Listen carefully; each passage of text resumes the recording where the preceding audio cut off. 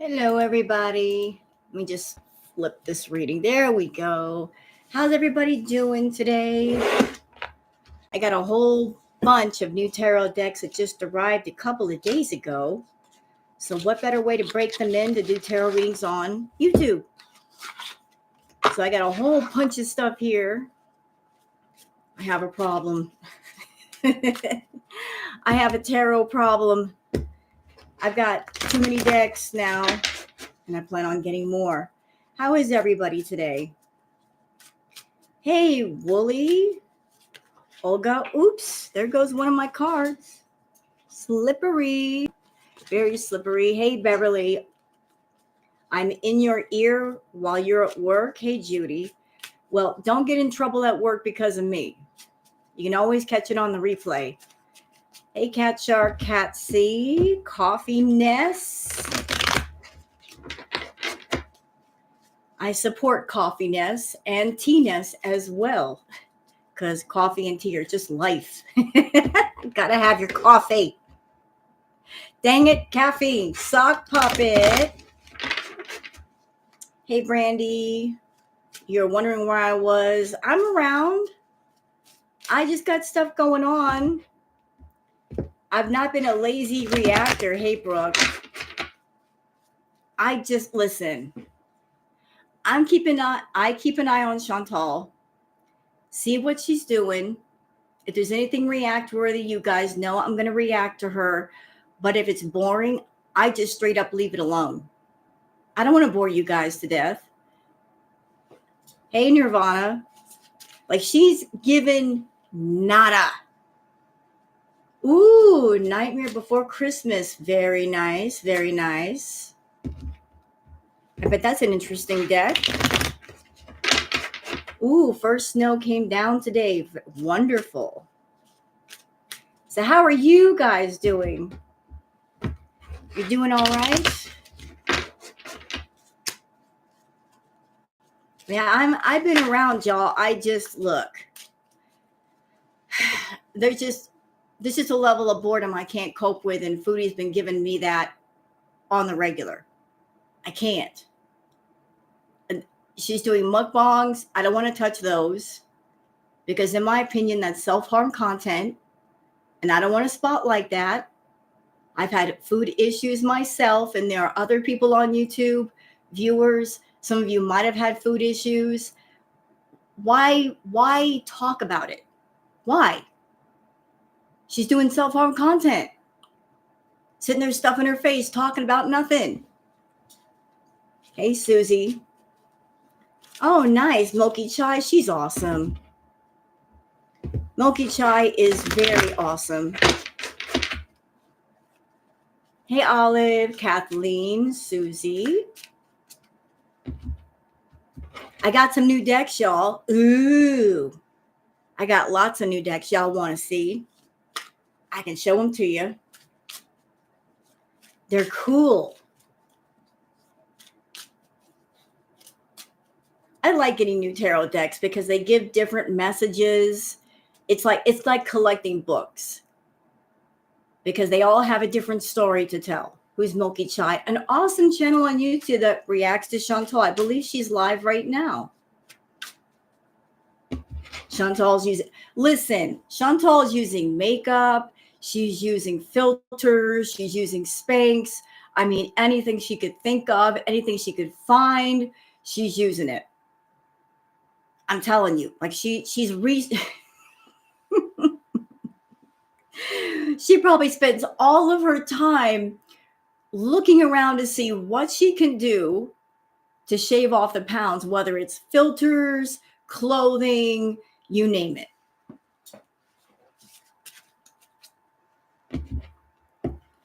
I mean, we saw her at the campground. She did not lose any weight.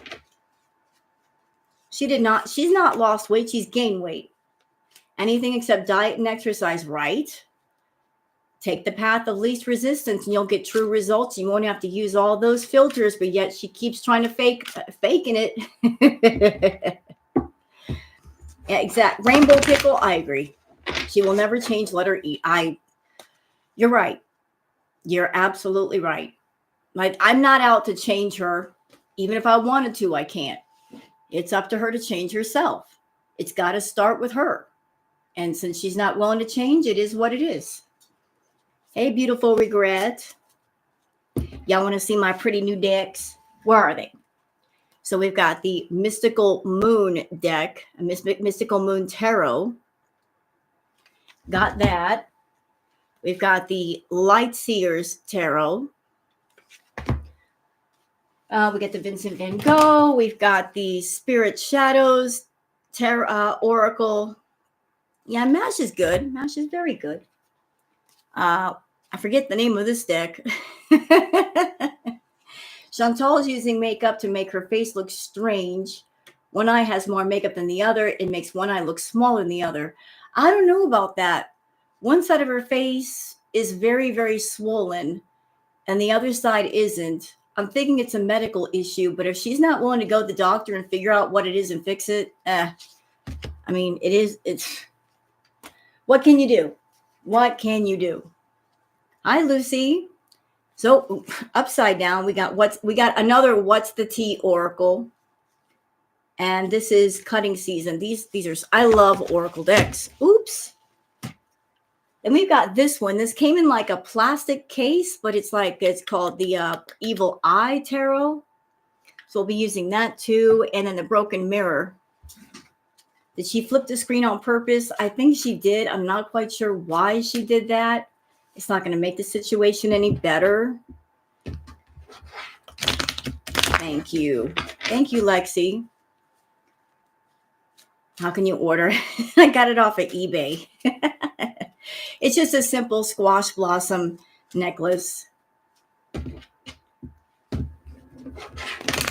All right. So let's get into the tarot with Foodie. But yeah, guys, look, if you don't see me reacting to Chantal, the reason is because there's nothing react worthy. I'm one of those people, I look for talking points. If there are none, there's nothing to talk about. I mean, if y'all want me to do retro reacts, I can do retro reacts. I think the retro stuff, there's more talking points than the current stuff. If you guys are up for that. Some people like the retro reacts, some people don't. You know what, Britt? I don't know. But if she doesn't slow down, she's going to push herself to the finish line even faster. I like the retro reacts too. And I think they matter because Chantal likes to act like everything in Canada was the past. But it's not the past, is it? When the person in question has not changed at all. The only thing that Chantal changed was her clothing, but the person underneath is exactly the same. So is it really a retro react? Or is it just simply a reminder of who she still is, just wearing different clothing? So like I'll do some more retro reacts if you guys want me to. I like doing those a lot better. Her current content, I practically fall asleep. You know, I'm serious. Chantal's current content, I'm literally like this. Like I'm literally like looking at, if I had a watch on, I'd be looking at my watch going, are we done yet? Even with her short videos, I'm like, I keep looking to see how much longer I have left on that video to finish the react. That's how bad it is. Like time does not exactly fly with her current content. You're literally like looking at the video going, are we done yet? Can I stop here, please? Come on now.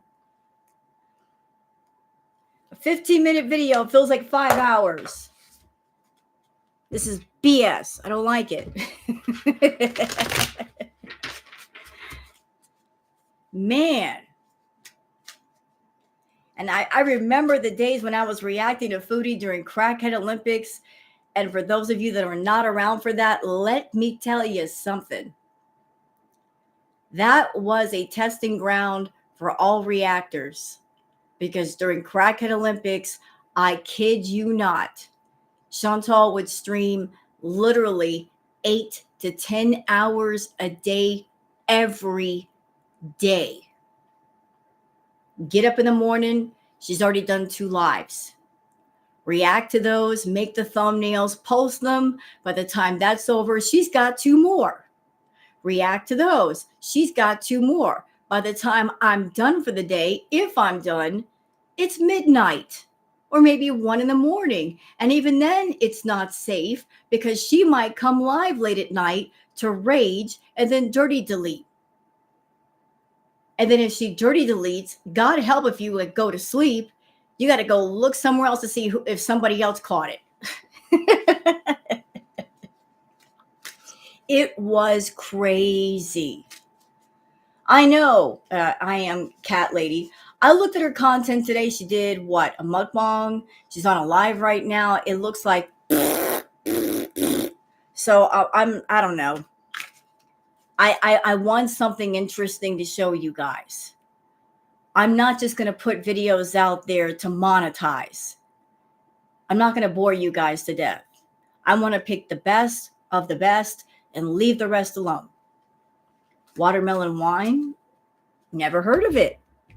Never tried it. I'm not much of an alcohol drinker, but it sounds interesting. I wasn't here for that, but I really wish I was. It sounded crazy and chaotic, but fun. It was a lot, Olive. All of us were reactors. We were grumpy. We were tired. We were exhausted. Where was our life? We didn't have one. We're like, I can't take a nap. I can't sleep 8 hours. Someone take her computer away from her now, please. How dare you have a life if you're a reactor to Chantal? She would not allow it for a whole year. And now look what we got. Nothing. We went from, we got to be at the computer when she goes live to, oh, Chantal's live. I'll wait. Like there's no rush to get to her content. You take a look at the first 5 minutes and you're like, this looks boring. Next. I'm skipping a lot of her stuff, y'all. I'm not reacting to everything. I'm not when I'm like, I have to react to this. I have to make some money today on a monetized video. Nah, I got another job. I can make money doing that.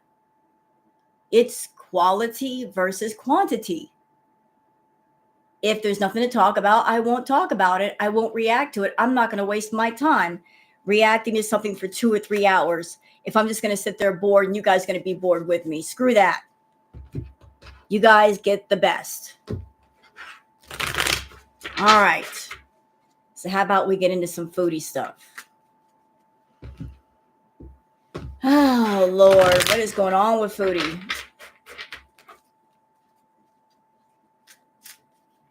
What is going on with you? What are you up to, ma'am? She's been lazy. Chantal's been lazy.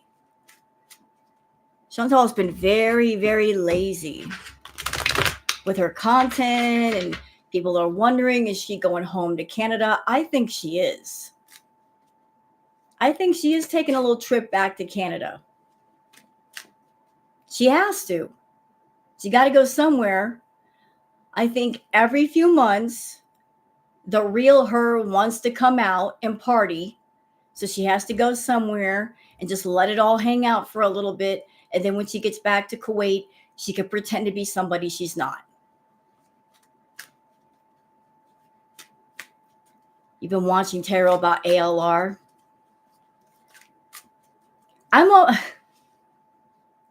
That whole situation with Amberlynn Reed is making me so mad. I'm going to put a theory out on the table about that. Just a theory. Speculation. Let's just put it out there. It's just speculation. Here's what I think, y'all. because I've gotten some more details and information about the Amberlynn Reed situation. I have heard that Tommy has 2 German Shepherds, 2 dogs in the house. There's confirmation that Twinkie is okay. So Twinkie's all right. Twinkie's still there. I've also heard that there is a new couch in Tommy's place. So let's put this together. There's a new couch in the house Tommy has. Cats have claws. And even if a cat has a scratching post, they'll sometimes go after your furniture. It's just what cats do. They scratch on everything. So would it be out of the stretch of the imagination to think that maybe Amberlynn Reed brought her pets to where Tommy is? There was a new couch that was purchased, and there was a decision made to get rid of the cat. Because if the cat were there, more than likely, the cat would ruin the couch.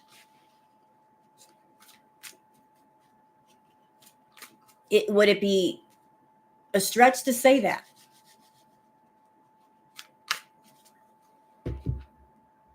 Would it be a stretch to say that? Maybe the cat was rehomed or something, but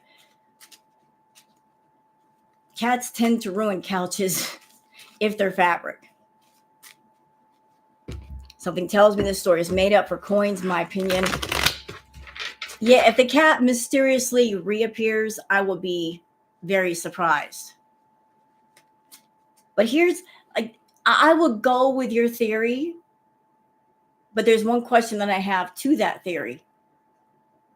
See, Amberlynn Reed has watched all the nonsense that happened with Chantal when it came to BBJ.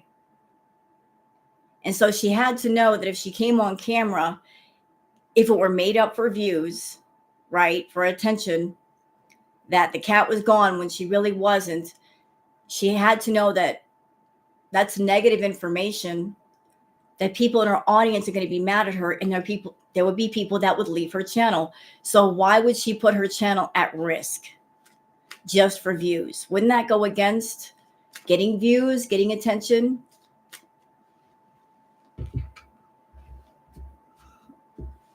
I mean, she could have said, I rehomed the cat, and people would have taken that a lot better. Amber posted a video, sad news, and we got a new couch. And you guys saw my react that I did to Amber. She's like, oh, I've been so sad for 2 days. But you've not been on the phone for 2 days looking for the cat. You're not calling every shelter, every pound. You're not knocking on doors, passing out flyers, going on Facebook and going on different groups saying, have you seen this cat? And if you do see it, let her. Amber's got Amberlynn Reed money. Why isn't she putting out a cash reward for the cat? If she put out a $500 reward or a $1,000 reward, if somebody saw her, they would probably turn her in. Why isn't she putting out a cash reward to have the cat returned to her?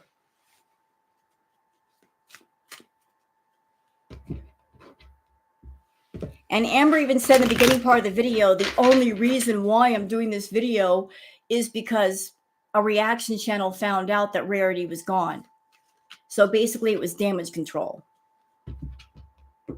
That was the only reason why she did it. If nobody found out, she wouldn't have said anything. So that looks really sus to me. That looks really sus to me.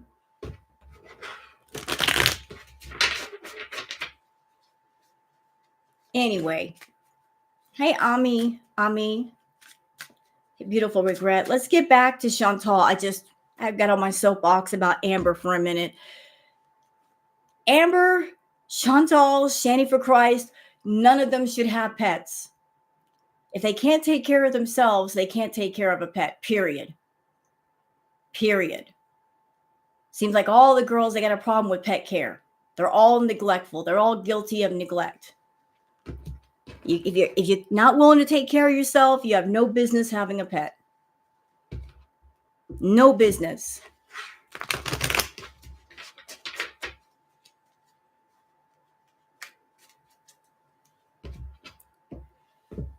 And in my opinion, Amber's intention was that Tommy's cat gets out and lost, and it backfired on her. I don't know. And somebody in the comments for Amber, actually on Twitter, excuse me, somebody on Twitter like said something, and I'm like, oh, I hope you're wrong. I hope you're really wrong about this. Somebody suggested the theory that, and this is so diabolical and so evil, I hope it's not true, that maybe since Amber had to go, she's not living with Tommy, that she deliberately left the door open just so the cat would get out so she could spend extra time with Tommy. I'm like, oh, I hope that's not true. I really hope she did not leave the door open for that reason.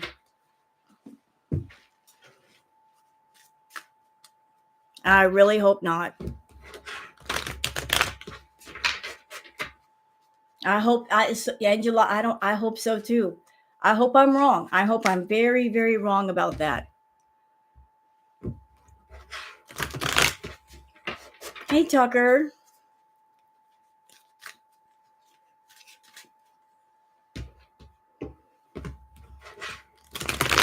All right. I think so, Ami.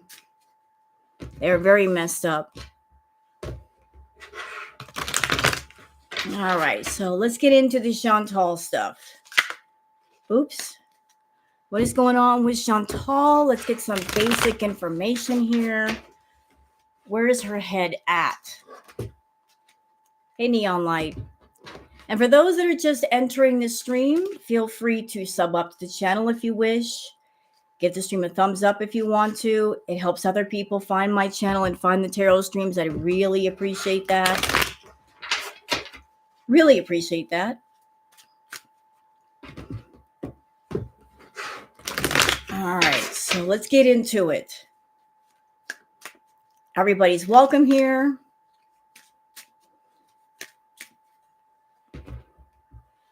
As long as everybody behaves themselves. Sometimes you get an occasional troll, but even the trolls are fun because I like to play a whack-a-troll. I turn it into a game.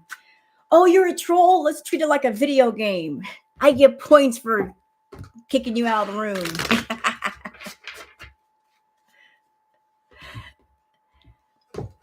Even the trolls can be fun.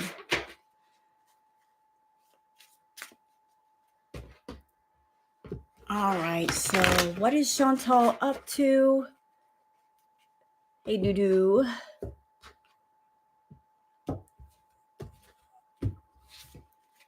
What is she up to? What's going on with her?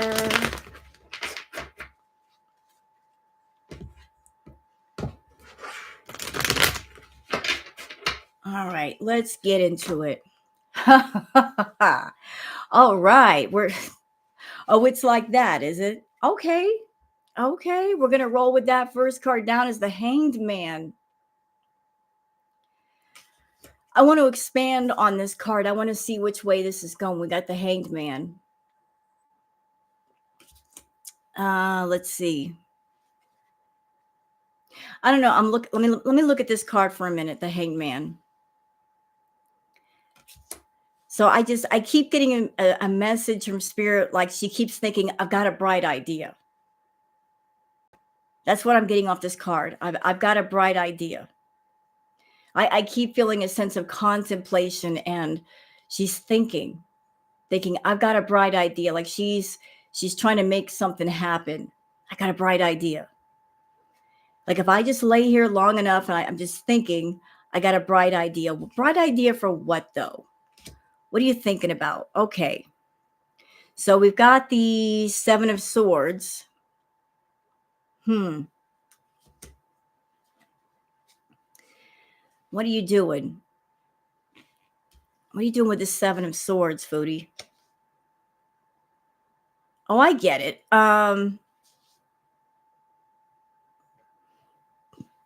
she's essentially like, her bright idea is she's trying to create controversy, like getting something started, like making fake little wars with people. Like drama and controversy are the cornerstones of her channel besides food. It's always been about food, controversy, and drama. So like she's basically in thinking cap mode of like just looking around to see how many hornets nests she can kick and who's available, and like she's trying to get something started. She's really trying to get something started over there. And I keep getting something else off this card. Not only is she trying to get something started, but I'm feeling like with the Seven of Swords that she is, a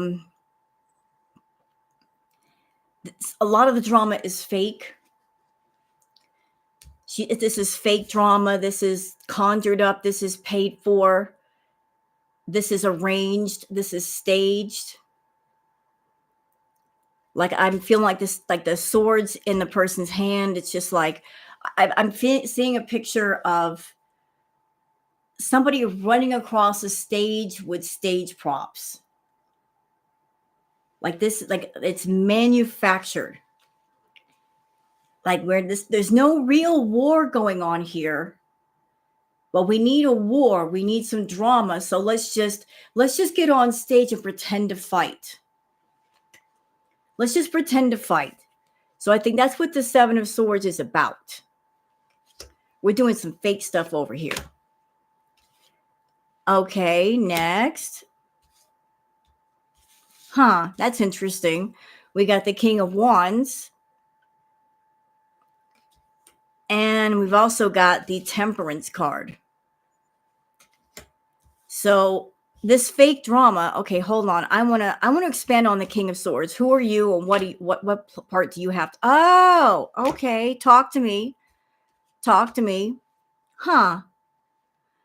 So all of this fake phony drama, it's all about creating views and creating money. Oh, hello. Thank you, Weena Marie. Thank you for gifting the memberships. Really appreciate it. Thank you so much. Thank you so much. So appreciate that. So we've got the King of Wands. Who are you, King? Then we've got the Knight of Cups.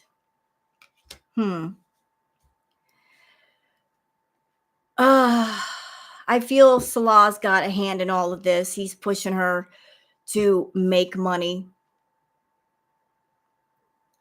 He's over there like, what can we do to make money? We need money. He wants the money in hand. Like bring the Knight of Cups. I feel like this card is like, bring me the money. Like here's the knight coming onto the horse with his cup empty. Bring me the money. So like he's behind her saying, bring me the money, Chantal. And so money is being poured from one source into another. I also feel like with the Temperance card, like there's more income going on and being made in one source to make up for a lack of money in another source. I know that Chantal does the Foodie stuff off camera, that she's using YouTube as just simply a portal to try to find more people to add to her client list. So that would make sense. Like she's relying way too much on the feeders off camera, and she's not putting any energy nor thought into YouTube. It's all about just using one source to get into another. There's also, what we got here? We got the Strength card. I feel like this is her pacifying Salah. Like her pacifying him. Like if she gives him money, it's all about control. Y'all look at the picture really, really carefully. of the maiden. Look at the position of the maiden's hands. One hand on the head, one hand underneath the mouth. Very controlling, very dominant position. So it's like, I control you with the money. Gas station sushi. I see you slipping in. All right. Yeah, the Wheel of Fortune is happening. And let's see. And we got the Nine of Pentacles. Hey, Britt. So, like, she's... Let's see. Let me look at this. The Nine of Pentacles. I feel like the bird on the woman's hand represents Salah, because it's like, it's something to be controlled. Yeah, this is like the Neon Tarot. And what, you know what makes these cards awesome? I have astigmatism. So bright colors help my eyesight. It helps with the way I look at things. So I'm loving these bright colors to where my eyes aren't straining so much. But I feel like she's squirreling money away.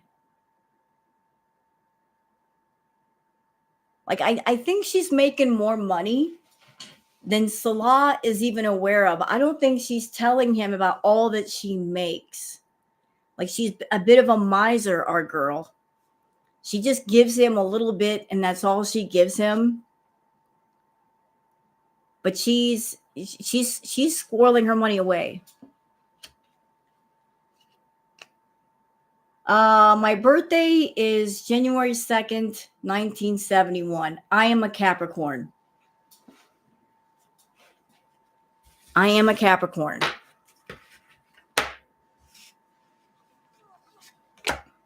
All right, so next card down. Let me see here. We've got a wand card. We got the Eight of Wands. So do I have the time? You know, I'm not exactly sure, but I was almost a New Year's baby. I think I remember the time of birth was about 1 a.m, something like that. I was so close to being a New Year's kid. They couldn't get me out fast enough. Okay, going back to the reading. So she's got her thinking cap on. There's all these ideas up in the air. Like, I feel like she's going through a period of throwing everything at the wall to see what will stick. This also, I feel, has to do with her content offline. There's a lot of focus on her content offline, really pushing out the cameos, really pushing out the Foodie content. You know, like, it's just, I feel like there's a back and forth, just trying to get that money flowing. That's where her focus is. This is like, this month and next month are the two highest paying months of the year for YouTubers. And Chantal isn't doing videos back to back, nor is she upping the drama. So if she's not focusing on the money on YouTube, where is she focusing? There's got to be some kind of side hustle that's doing really well for her if she's abandoning YouTube.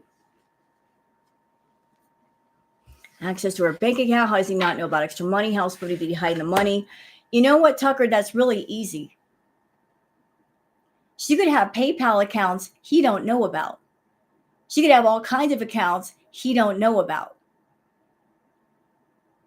Just like he has a second phone, she could have all kinds of different accounts where she can talk to her feedies and get money from them and just keep it for herself.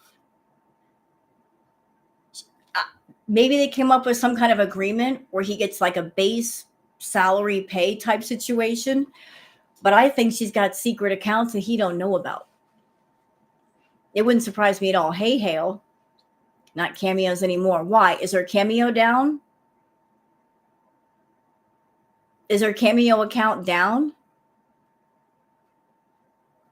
Hey, Tucker. Speaking of cameos, I find it interesting that Shani for Christ has a problem with Chantal. Chantal doxed Shani for Christ, showing DMs, showing her phone number. If Shani wanted to, she could go back to Cameo and complain and have Chantal's account removed, and she hasn't done that. Why hasn't she done that if she truly hates Chantal? Why hasn't she pulled the trigger? Inquiring minds want to know. I mean, Shani could shut that whole thing down if she wanted to. She could just shut it down. Dr. Phil, hey, how are you, everybody? Dr. Phil has a wonderful channel. Wonderful channel. I love your content, Dr. Phil. Really enjoy it. Y'all sub up to Dr. Phil. I wish I had some mods in here to pass out the link. But y'all check out Dr. Phil. He does stuff on Foodie, stuff on Amber, and lots of other people. Great, great channel. Okay, so back to the reading. Like there's a whole lot of everything going on. Like she's focusing on that off the camera content. Like she's really pushing the cameos. She's really pushing the feeder stuff. I feel like she's just going for broke. And maybe the reason why she's going for broke that way is because she's got to travel in a month and a half. So it would make sense, wouldn't it? If she's got to travel somewhere in December, hey, Burgundy, she's going to need all the money she can get her hands on. She needs it now. She can't wait once a month paycheck from YouTube. YouTube isn't paying her enough for travel expenses. So she's really going for broke with the feeder content, saying, hey, contact me on Cameo. Hey, contact me and pay me by PayPal, because she gets that money in hand immediately versus waiting for YouTube payday, which, by the way, ladies and gentlemen, for her should be tomorrow or the 22nd. Witch of the Wildwoods, how are you? Welcome. So there is, do you think this was something Shani and Chantal thought of, just like Foodie did with Natter? Phony content to get views for Shani and Foodie Beauty? Yes, I do. It feels very contrived to me. The timing is very sus. Shani's done a lot of horrible things. Her and Shani have been cool for the longest. Shani used to give her big super chats. Chantal was actually a mod on the Shani and Rev channel very recently. So why all of a sudden there's a problem now? If it smells like garbage and it looks like garbage, it must belong in the dumpster. So, you know,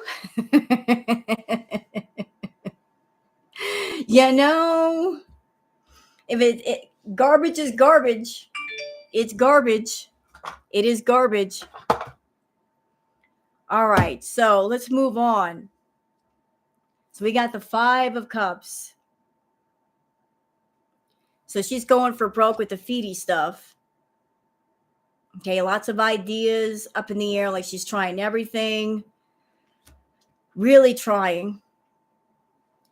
But everything that she's trying, not everything will work. As a matter of fact, there's going to be a bit of a loss. There's going to be a big loss. Place of birth, Tampa, Florida. Why does that matter to Zodiac? I'm just curious. I don't know how Zodiac works. I'm a Floridian. So 5 of Cups. Something of note, y'all. Something to take notice of. So Foodie relies on the feedy stuff. Doctor, you're in here? Cool. Something to take note of, sir. Since Foodie is all about that life of doing feedy content, and we know she is. She's really, really pushing it. Something to think about. What time of the year is it? It's the holiday season, is it not? What does that mean? You got the 3 big events coming up real soon, all behind each other. You've got Thanksgiving, You've got Christmas and you've got New Year's, right? Right. So some of these feedies, they might have children. They may have wives, girlfriends. They might have to take holiday trips or plan special events or buy presents. That could potentially be cutting into Foodie's money because the feeders don't have the money like they usually have to give to her. That might be the reason why she's going for broke, because it's not so bad this month, but it's going to get really bad next month because a lot of money is spent on presents, on going to see the relatives, on just different stuff. New Year's is the same. And then January is when it gets really bad because that's when the credit card bills come in. So it's like she's already starting to feel the pinch. But next month, it's going to be even worse. And January, it's going to be really dry. It's going to be bad. Bad. So she's already feeling it. She's already feeling the lack of money. She's already feeling it. She's feeling the lack of money. Something happened where she lost money. She's down to almost nothing. Like, yeah, she makes a lot of money on the feedie stuff, but she spends as much as she makes. So Chantal likes to say, well, y'all keep saying I'm broke, I'm broke, I'm broke. You're working broke. Because although you work, you're still broke. You don't ever get ahead. You just barely keep your head above water. All right, so let's keep going. Yep. Okay. Thank you very much. So interesting. We've got something interesting here, y'all. We got the King of Swords. I know who that is. I know exactly who this is. Just because of this. Here's another reason why her money isn't so great. Because, in my opinion, not only is she paying for the rent and the bills and the food and everything in Kuwait, she's spending money to natter. She's supporting 2 men, not 1, giving him money. So she has to work triple time to keep them both going. Yep, natter. I mean, doesn't he have to go to court? Wouldn't that money help him out with court costs? Yep.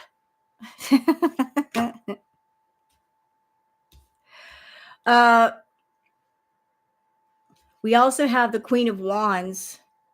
I feel like she's talking to mom. I feel like this is mom with the Queen of Wands. She's talking to mom, like mom. She's been having conversations with mother. But just airing out her business to mom. This is mom. But she feels stuck. Like she'll go as far as to talking to mom and airing out her business to mom and complaining to mom and complaining to the internet. But yet she won't Spirit keeps telling me she won't unbind herself. Like the binds you see on her, she put those there herself. She won't unbind herself. Hey, Nancy. Like she bound herself up. She put herself in isolation. And notice that the swords almost seem like a prison cell, like bars of a prison cell. She put herself in solitary confinement. But she bound herself up. She restricted herself. I feel like this is Chantal. Like to me, these feel very, the swords to me represent conflict within the self and not being yourself, a war within the self, confining yourself. You know, you're just trying too hard to be someone and something you're not. And so you just you put yourself in a box. You put yourself literally in a cage. And you put a blindfold over yourself and say, I'm fine, I'm fine, I'm fine, I'm fine, when you're not fine. You just keep trying to fool yourself that everything's okay, everything's perfect, when it's not. Like, this is how she's feeling inside. And she can let herself free, but that would mean she would have to admit that she made a bad choice and fix it. She's got to fix it. All right, so what else we got here?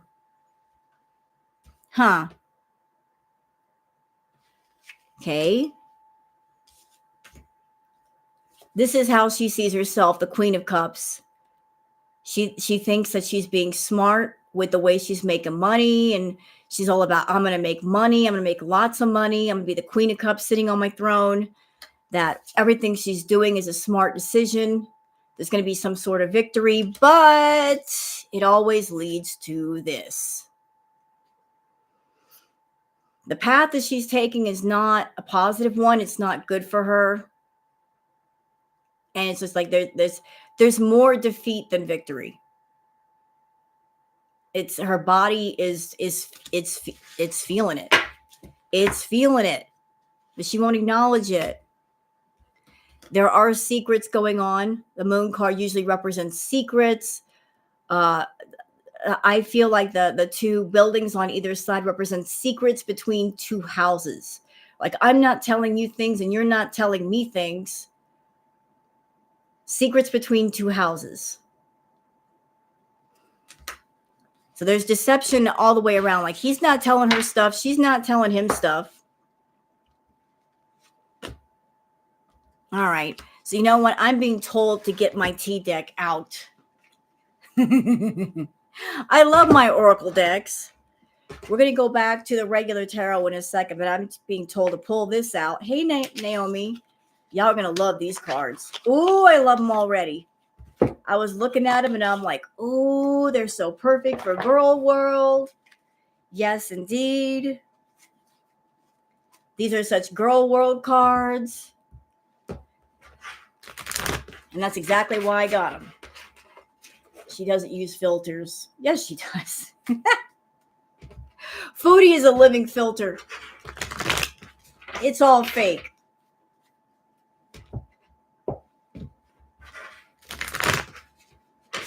Thank you. So everybody walking in, welcome. Glad that you're here. Feel free to stay and enjoy yourself. If you would like to sub up to the channel or thumbs up to the stream, I would really appreciate that. It would help other people to find my channel in the tarot readings. So thank you for those that are here and being here and just spending your time with me.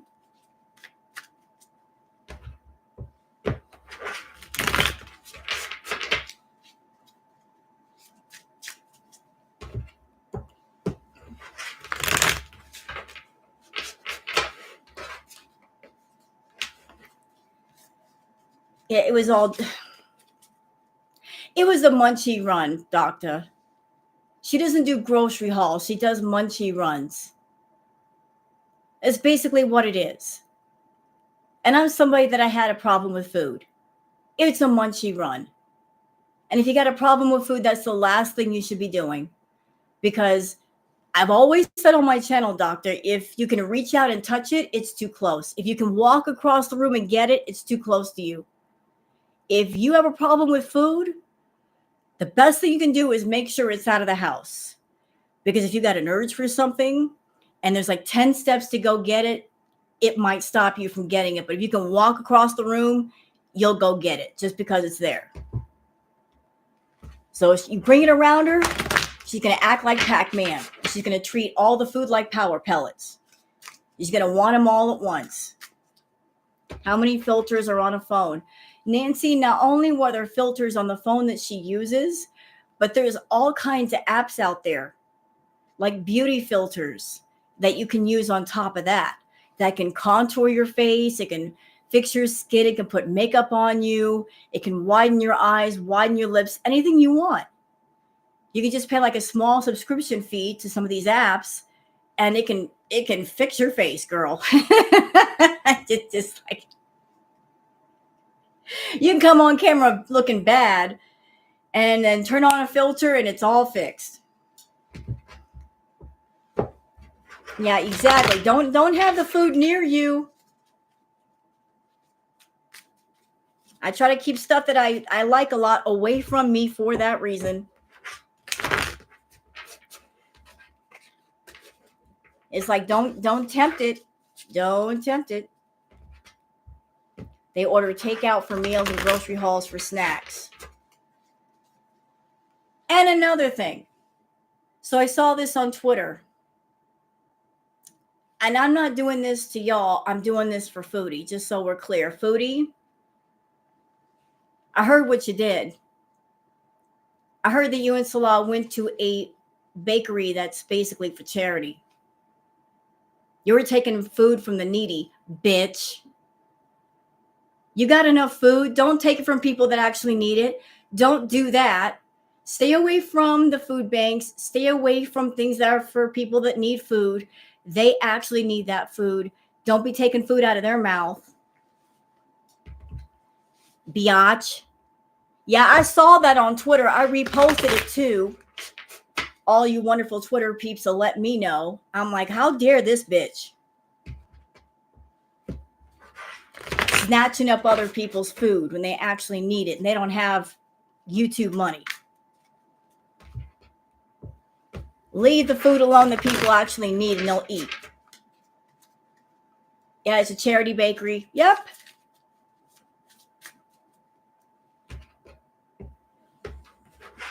Hello, Olive. It's been a while since I've sent you a super chat. Well, thank you, love. This is all for you to do. Well, thank you, Olive. I so appreciate you being here. And thank you so much for the super chat, love. She's a pig. Yeah, she is. Going to food banks and getting food from the food banks, and then half the food she gets from the food banks she throws away because it's healthy food.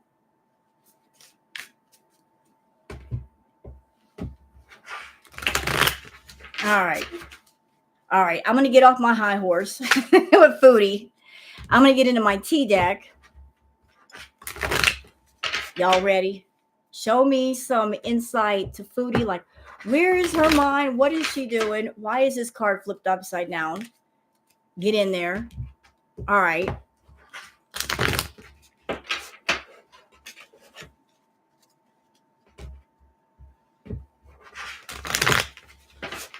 All right. Show me something about Chantal.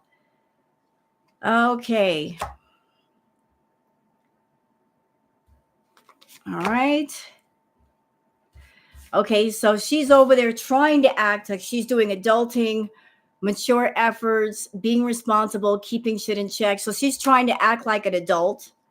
Like, oh, I got all my stuff together.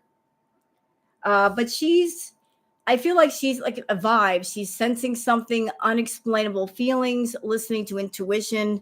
So like, I think maybe it's starting to sink in that this effort to keep Salah around her and seduce him with money, it's just not working. That she's failing the same way that she failed with Nader. She tried with Nader for over a year. With Salah, like, she's been hanging on for more than 2 years. I think it's starting to sink in that it's not working, that he's not becoming more attached, that they just, at the very most, they have is a bromance, that it's not going to go beyond that. Like, she really wants those love vibes, but he ain't going to give them to her. So she's trying to take the high road, unbothered, brushing it off, moving past it. Ooh. Let's see. So like she's still like all the feels, deep love, soul connection, feeling at home. Like she's still trying though.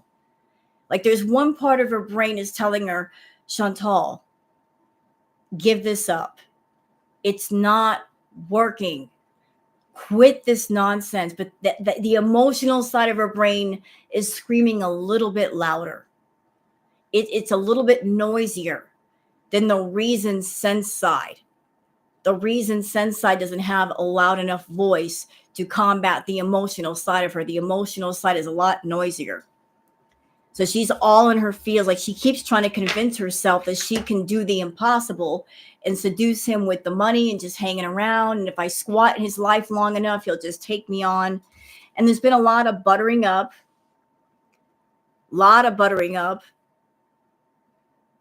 So she's using the charm, persuasion for personal gain, finesse, a lot of buttering up. I love you, handsomest man. Oh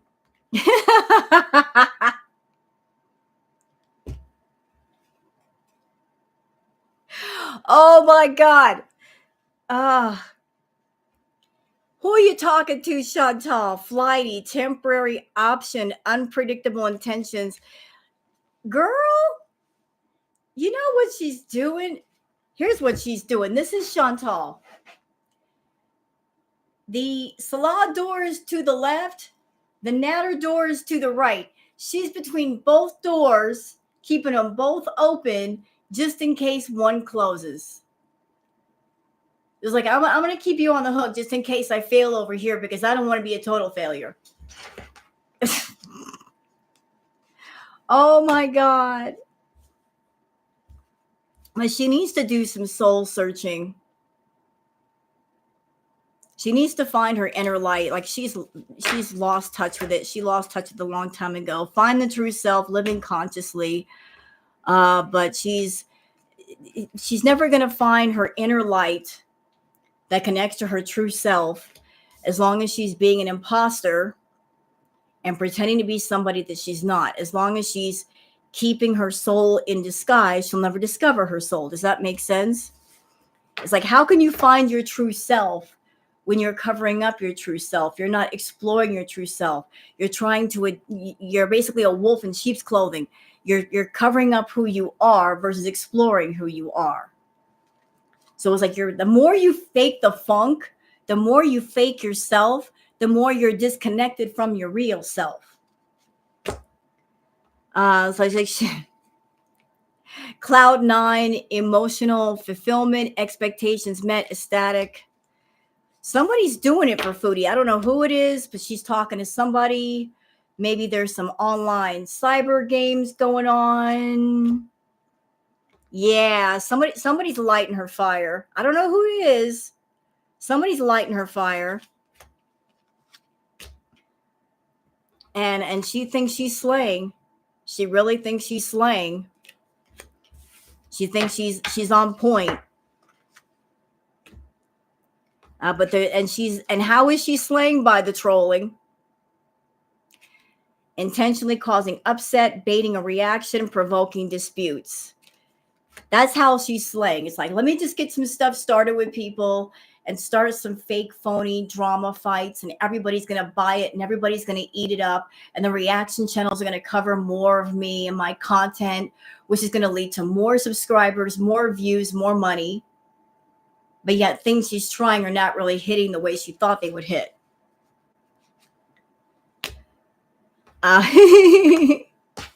And she's getting that, she's having that morning after feeling of up all night, late night rendezvous, spending the night. I think she's been talking to somebody at night. Maybe some of her feedies, maybe a very special feedie. Like, that's why she's not getting any freaking sleep. She's flexing, showing off, prideful and conceited, flashy and boastful. Like she's doing that fake flexing right now. Yes, she is. I want to go further. Let me go further. You know what I'm going to bring out, y'all?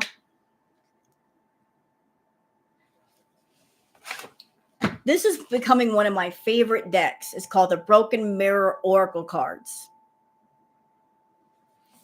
And Foodie is kind of a broken mirror, isn't she? She is kind of a broken mirror.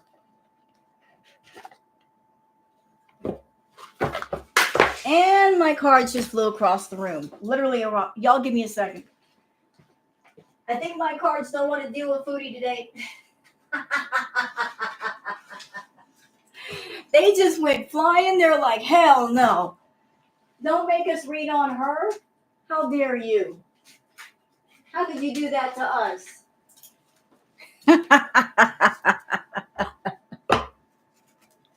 Now I gotta fix them. Y'all give me a second. What is this? My card just went whoop. That was my cards like flipping me the middle finger. All right, hold on. Like I just want to make sure the cards are right side up.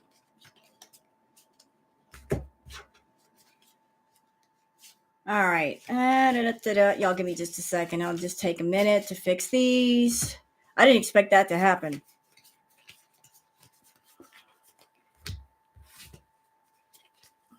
But I love these broken mirror cards.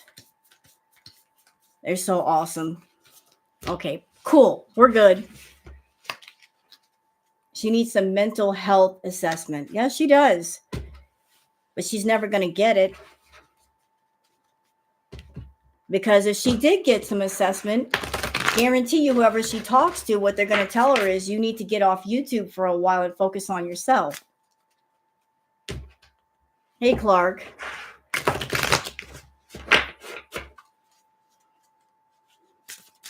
Hey, Yellow Moon. And don't forget, y'all, to thumbs up the stream if you can, please, or sub up to the channel. If you thumbs up the stream, it helps other people to find me on YouTube. And thank you. Hey, Yellow Moon.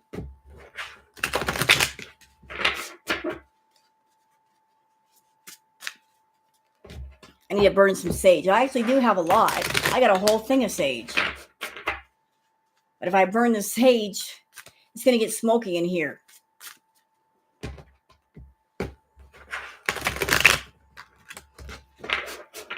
All right.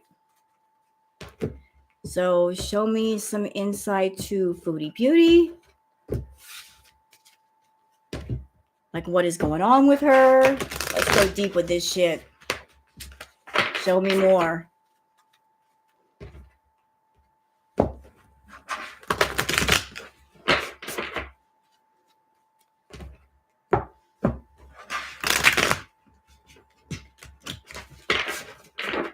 All right. Yeah, she's being secretive, sneaky, mysterious, hiding information. I told you there's some secrets going on in that house. She's buttoning her lip about some things.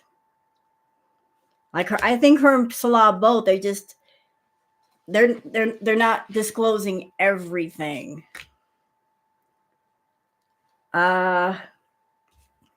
All right, this is interesting. At the 11/11 twin flame runner chaser divine timing.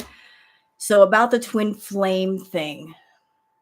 Twin flames don't always mean that's the person you're supposed to be with for life. They could just be something karmic. Like they come into your life for a reason to teach you a lesson or be a lesson. And then once you learn the lesson, then the karmic contract is broken.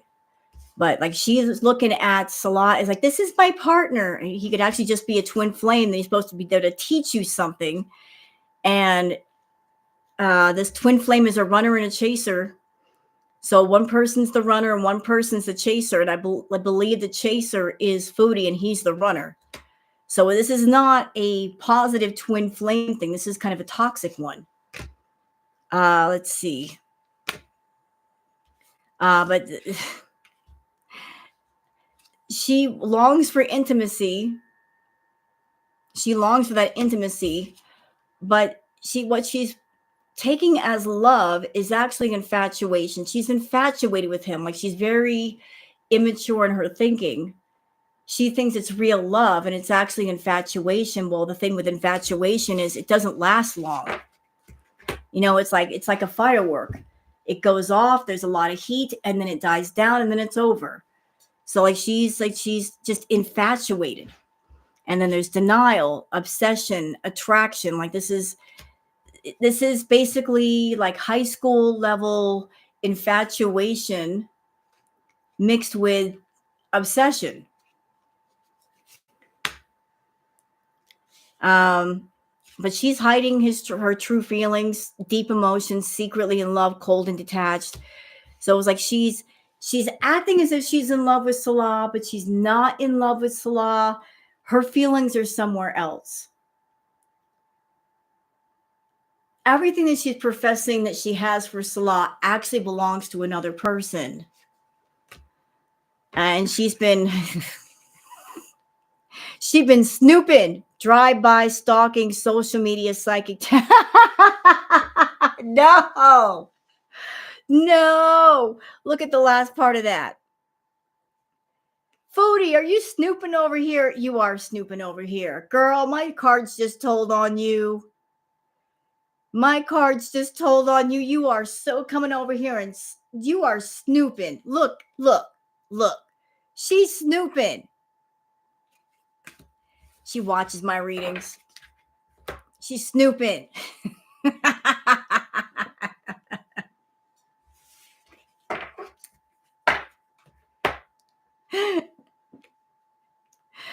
But I think she goes beyond snooping with like my readings. I think she's just snooping in general. She's on YouTube, she's on Instagram, she's on Twitter. She's just all about gathering up all the information. What do the reaction channels know? What does Twitter know? Is there something that I did or I said that could get me in trouble that other people caught that I didn't catch? So she uses social media as a way to not only snoop on people that she's interested in, but she uses social media as a way to catch her mistakes. So she's been snooping. Okay, hold on a second. We got this card. And there's going to be some sort of a message coming through to her expressing the feelings, which might lead to a little bit of self-love.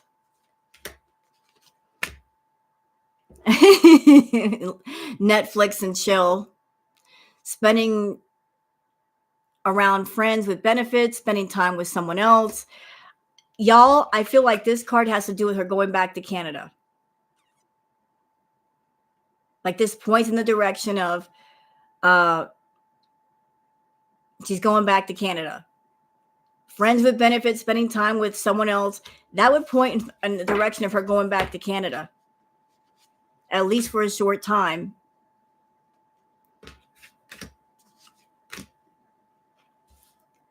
And if she goes back to Canada, it's going to lead to a little bit of guilt, apology, remorseful, shame. So she might get caught with some of the things she does there. But she's all in her feelings with her desires, self-pleasure, sexual thoughts, intense feelings. She's horny. She's horny. She's got her feelings. Yeah, this whole thing between her and Salah, it feels like it was a soul contract, soulmates, partnership, spiritual union. And again, soul contract does not mean this is the person that you're supposed to be with for life. There are all kinds of twin flames. There are all kinds of soul contracts, karmic contracts. Sometimes people come into your life for the purpose of making you better, making you learn a lesson that you need to learn so you can learn it and go higher in life. And I feel like different people have been put around Chantal to try to teach her things. And she just didn't learn the lesson. She was supposed to learn the lesson with Natter. Because she didn't learn the lesson with Natter, she's basically taken summer school with Salah. It's like, oh, you didn't learn the lesson with this one? Okay, we're sending you to summer school. You're going to repeat the same lesson again with another man until you get it. Chantal's inevitable. I love the names y'all come up with. Chantal's inevitable visa run. Yes, Natter has been in her chats. He came in under the handle Dark Desert Prince. And then Dee Dee came into her chat, and neither one of them are blocked. He still has access to her channel. Why is that? Why is it that reactors have been blocked off her chat, but not those two? Kind of feels like they're in cahoots together. Yeah, there's a lot of push pull going on here. Power struggles, imbalance, stubborn. A lot of push pull with Foodie. And she's been looking at some pictures of somebody, regrets, reminiscing, missing you. And I feel like this has to do not just with pictures, but I feel like it has to do with video, like watching old videos or watching current videos of the person that she's wrapped around. Like she's been looking at pictures on her phone and like she's missing somebody. I think I know who it is though. There's all kinds of red flags though. Signs, cheating, deception. There's red flags. Don't go back to that. You can't go back to that. Stop living in the past, but she don't listen. And ooh.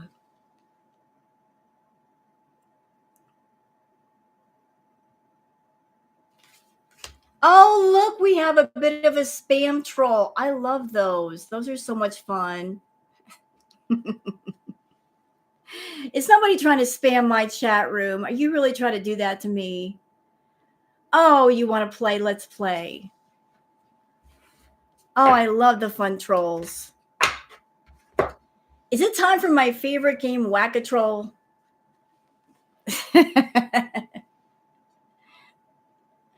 I'm minor. I don't know. You're a minor. You play Minecraft? You play Minecraft? I like that game, Minecraft. I do. I played Minecraft and started. You're below 18. Then what you doing in here? What you doing in here? You know what I've noticed, guys, as far as the trolls? They always come in during the daytime. Never at night. It's always during the daytime. Maybe the trolls have more free time during the daytime. What is that? Do the trolls not have jobs during the daytime?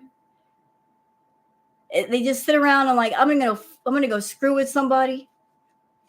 She was in that. Oh, she was. She was in Natter's chats recently. Of course she was. Of course she was. Of course. Hey, Sherry. Of course she was. That was Foodie. Now, I don't know if it was Foodie. She's doing a live right now, is she not? I don't think it was Foodie. She's doing a live right now, unless she's done. But, y'all, whatever she's got planned is not going to be good. Like if she's planning on being with him. So let's put this cards away for a minute and let's go back to the regular tarot. Was that teardrop? I got some choice words for teardrop. I heard some things about teardrop being in a house and her pets not being fixed, and there's litters of cats that keep getting born, and then the dogs unaliving the kittens. I've heard all kinds of not nice things about Miss Teardrop. She better not come in here unless she wants to get cussed out. She just better not.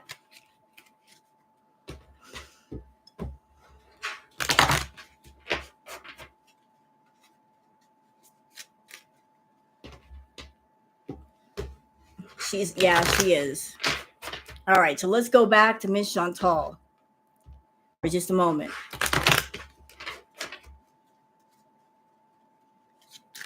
Foodie Beauty was at Pizza's chat recently, but Pizza's chat didn't want her there. Good. And you know what? I hope that Pizza, I heard that he's getting like $15,000. I hope that Pizza has at least one brain cell left. And he uses it to think about not giving her any of that money. That if she asks for that money, he says, no. No, you can't have any, Foodie. Go away. That if she tries to milk him of money, he says, sorry, the dairy is closed. You can't grab a jug and leave. You got to go. All right, back to Foodie. Okay, what else can we glean from this reading of Chantal's.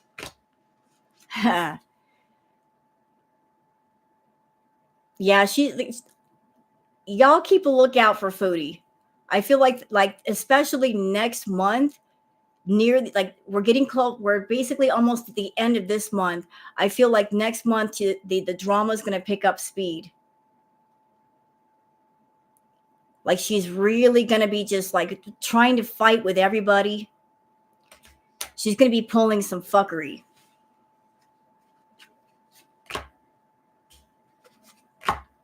And she's also going to be looking for other people to join in on the fight.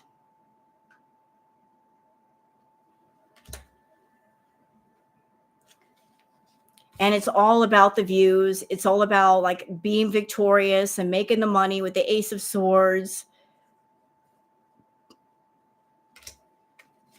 And like, she should be listening to her intuition, but she's not really understanding that she's trying to fight with people, but nobody's interested to fight with her. That whatever she's trying to do as far as drumming up drama, it's not going to work, because everything she's trying is stuff that she's done before, and it's just played out. Like, no, like, look, you got people walking away from the person with the sword saying, nope, I'm good. I'm good. I'm not interested. So, like, I feel like she's going to try to get stuff started with at least 3 people. I see like the 2 swords on the shoulder represent 2 people. 1 sword going down. So that one is not so important on her list, but somebody she's going to try some stuff with. But those people are going to be walking away going, I'm good. I'm okay. I don't want to fight with you. And looks like there is a trip planned. She's thinking of the trip. She's going home. And she's going to be very happy about it. I think she wants to go home. Because guess who's going to be there? She wants to go home and see Natter. Yep.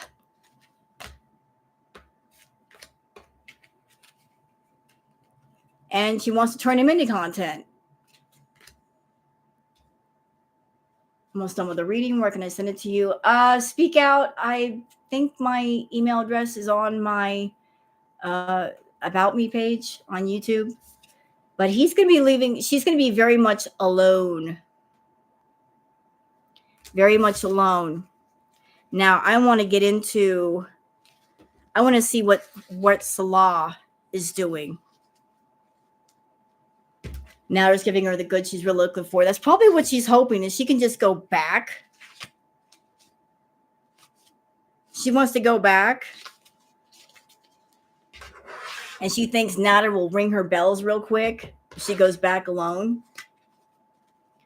Before we get into like his official reading, like what's going on with you, Salah.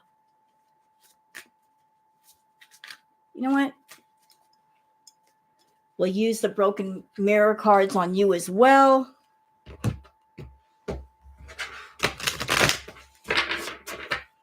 Let's get the general stuff out of the way. This is for Salah now. I want to welcome everybody coming into the room. I really appreciate you being here. If you would like to sub up to the channel or give a like to the stream, I would really appreciate it, because it helps other people to find my channel as well. Maybe they can enjoy the tarot readings too. But I thank you all for being here regardless.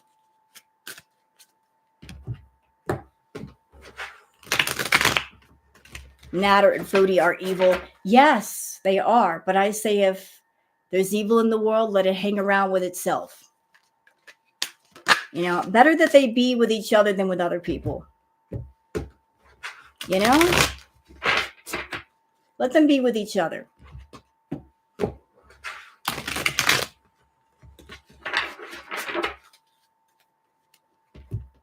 Okay. So what's going on with Salah?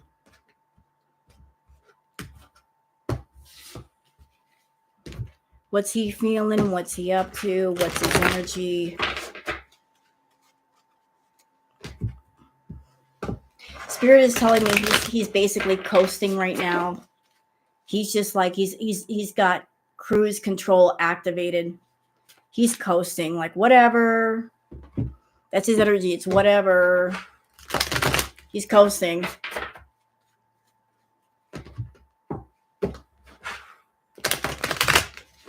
Salah's family. Well, the family thing, that's a lot of people to focus on at once. He's got a lot of family members.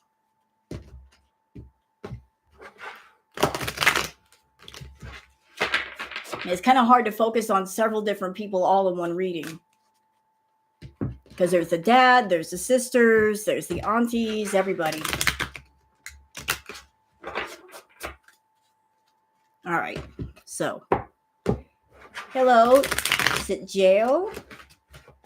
And there goes my card. Because it's slippery.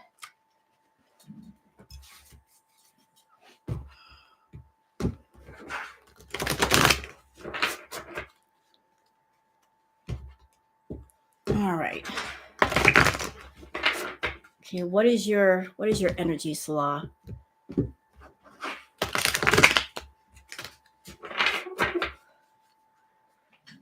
Yes, Teresa, we are.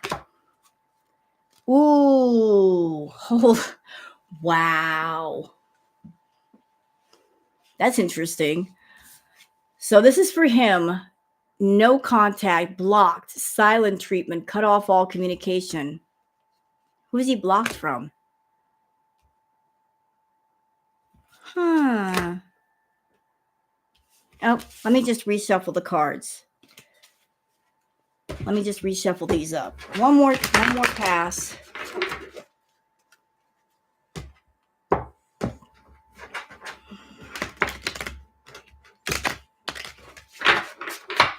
Clean him off real good. His energy is crazy frog. Oh no, don't remind me of that song.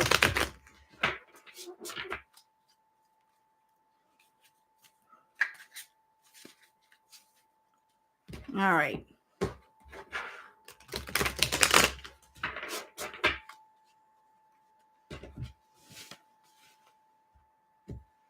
You know, I got an idea for excellent content for Chantal.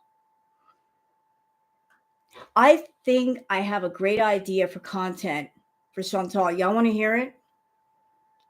And I would like this content. Has anybody ever seen like different ASMR videos on YouTube?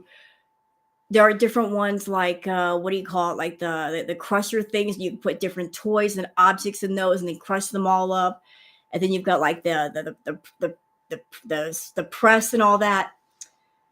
I was thinking, wouldn't it be great, relaxing content if somebody could get a hold of Salah's keyboard and put the keyboard in one of those crusher things? I mean, that would be amazing ASMR relaxing content to me. Just take the keyboard and just stick it in there and just, it gets all shredded up. That would be amazing content. Really relaxing.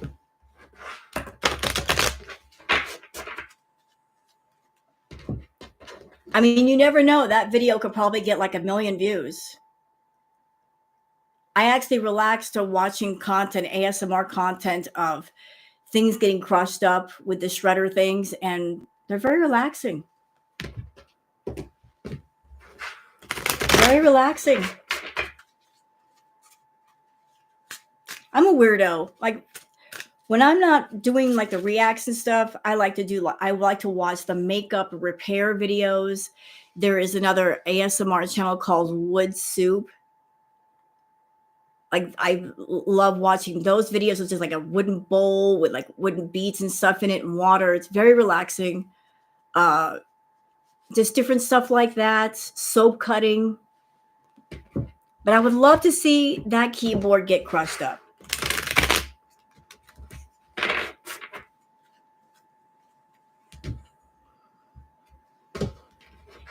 And you know what? You could do some follow-up videos using a crusher to crush up all of Chantal's favorite snacks. The cheesy poofs, the chips, the cheeses.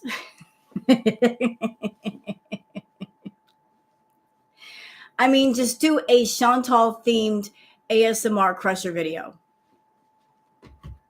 It would have some appeal. It would. It would give me the positive tingles. All right. On to Salah. On to Salah. What do you want to tell us, Salah? Yeah, he's limelight audience, self-absorbed. Like, he's so in his ego right now. He wants the spotlight. He is so self-absorbed. That's where his mind is at. And it's because of that spotlight that he is determined, persistent, still holding on, flowers, gifts, whatever you want, baby. He doesn't want to let go of that spotlight. So he's sucking up to Chantal big time.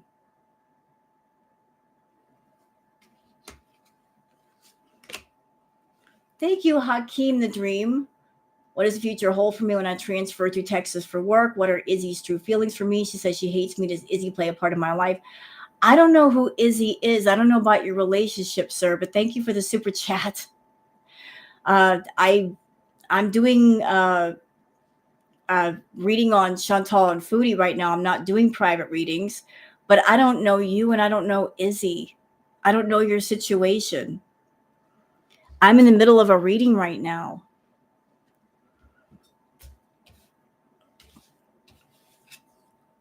All right, moving on with this reading. So he's hurting, crying, depressed, pain, and sorrow. So what is he hurting over? He's missing somebody right now, and it's not Chantal. Like, he's got a double life going on. He's got this thing going on with Chantal, but there's somebody else. There's somebody else that he wants to be around. Crying, depressed, pain and sorrow, pictures, regrets, reminiscing, missing you. So there's somebody else that he wants to spend his time around, and he's not able to. So he's trying to keep this thing going with Chantal, but on his personal life, he really wants to be with another person. Yeah, like he wants to get back into dating, new love, options, back on the market. Like he's raring to go. Like he's single and ready to mingle. Like he's seeing that being around Chantal is cutting off part of his happiness. He wants some of that happiness back. So maybe he met somebody recently or talking to somebody recently that's got his interest, and yet Chantal won't let him loose. But he's got this soul contract going on. It's like if he wants this, he's got to do what he needs to do and end this. Like he and Chantal, they have to cut this off. They have to cut it off. It's like they're both stupid. Both are waiting for each other to end this. He doesn't want to end it with Chantal because he knows how vengeful she is, and she won't end it because of her pride. She'll hang on for dear life. So they're both waiting for the other one to make a move, and nobody's making a move, and they continue to be miserable with each other. It's really stupid because they're both just sitting there like just playing a game of don't blink. And they're just, really? Okay. So like there's some infatuation going on his end. A wanting of intimacy. Y'all ready for this next card? Caught. He's going to get caught. He's going to get caught. He's going to get caught. He keeps getting caught. He's going to get caught. Then what? The feeling that I'm getting is he wants to get caught. He wants to get caught because I think he's tired of being on that roller coaster of dealing with Foodie's addiction and this toxic connection. So maybe he feels like if he gets caught and he makes her mad enough that she will let go. He's like, maybe if I cheat and she catches me, she'll get mad at me and she'll go home to Canada. So this being caught might be intentional. Yeah, because he's leading a double life. He's in another relationship, liar, deception, in another. He's leading the double life over there. And the first reading that I did on Foodie, y'all saw like the moon card came up. They're both lying to each other. There are secrets going on in both houses. She's not telling him things. He's not telling her things. There's secrets all over the place. It's just a big old mess. Yeah. And he's keeping himself distracted. He's I feel that this has to do with Foodie has her way of dealing with life. He has his way of dealing with life. When she needs comfort, she turns to food. When he needs comfort, he goes to women. Okay. She wants a cheat day, and so does he. Like they each got their version of cheat days. And there are so many red flags. There are red flags. They need to let this go. And the way he's been dealing with it is avoidance, in hiding, feeling guilty, no communication. So he's avoiding, and it's because of the toxic love, the love-hate relationship, drama, addictions. And then there's a bunch of contemplation, unsure, choices, decision. He's just sitting on the fence, and he needs some guidance in his life. Oh, look, another troll. You got the dirtiest low-down vibration I've ever witnessed yet. Well, thank you. Thank you very much. Oh, the trolls are coming out. They're coming out. Are we playing my favorite game? We're playing my favorite game. How many points is that? So far, we got 2 points. 2 points on the board. Somebody keep score. Okay. So he needs some guidance. He needs to get some guidance in his life. And he needs some Netflix and chill time. Hello, Icy. Beezer alert.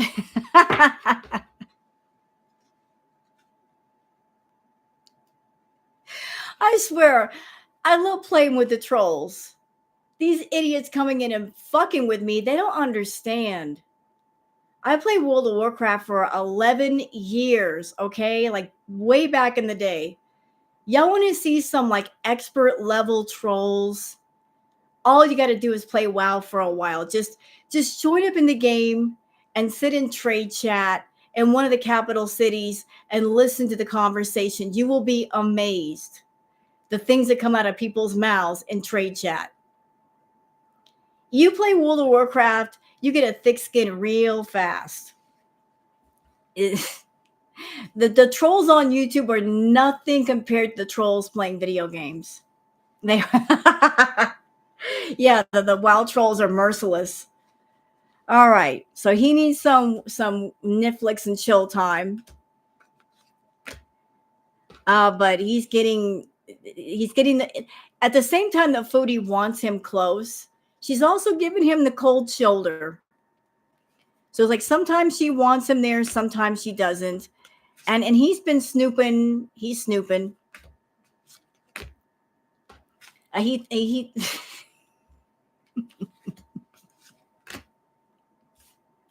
he thinks he's so high value.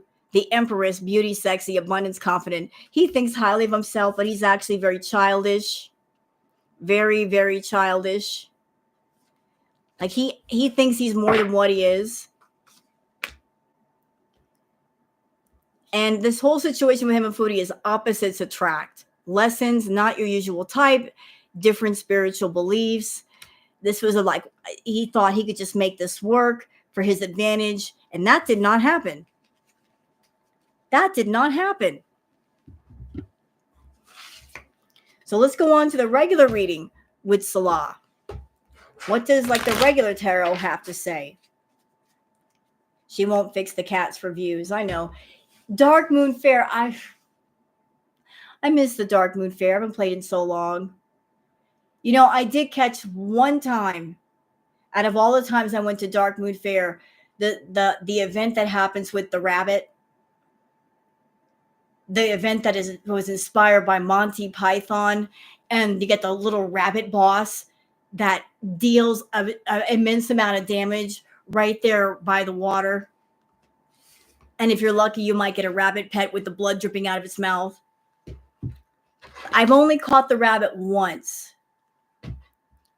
Dark Moon Fair is awesome. But damn, the rabbit hits hard. You're like, oh, it's just a bunny rabbit. Then it fucks you up. An entire raid on a fucking rabbit.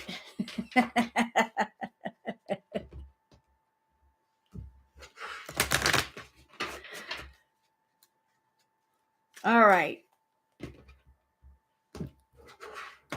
All right. So what do you got to say, Salah?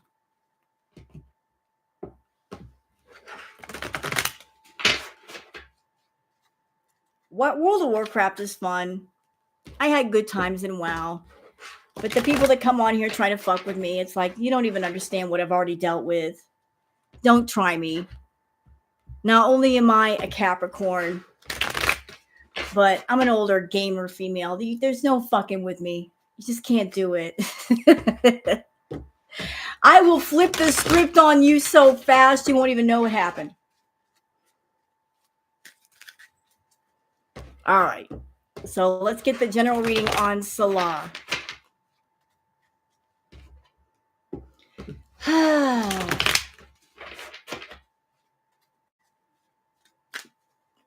The world raid bosses, yes. I'll tell you what, there are many different quest lines in WoW that I really enjoyed.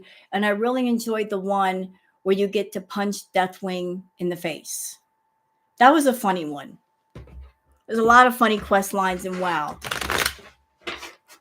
And if you play on the Horde side, there's one where you have to toss the booterang, like a boot at the orcs that aren't working. That was fun.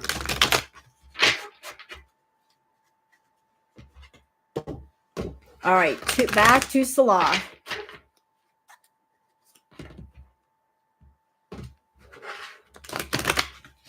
You just started playing again.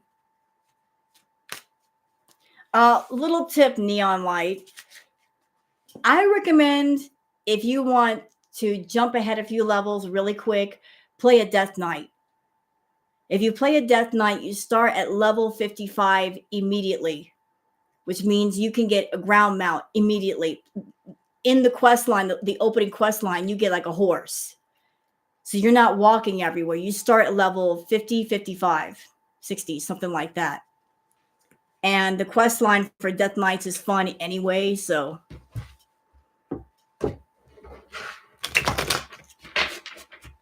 I know, I played a DK. You start out as a bad guy and then you become a good guy. All right, on to Salah. We're going to stop with the WoW talk because y'all ain't here for that.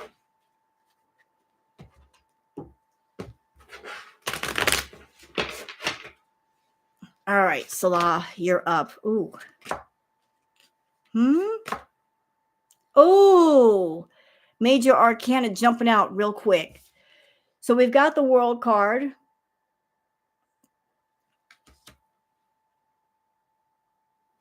You know, I'm looking at the World card differently than I normally do.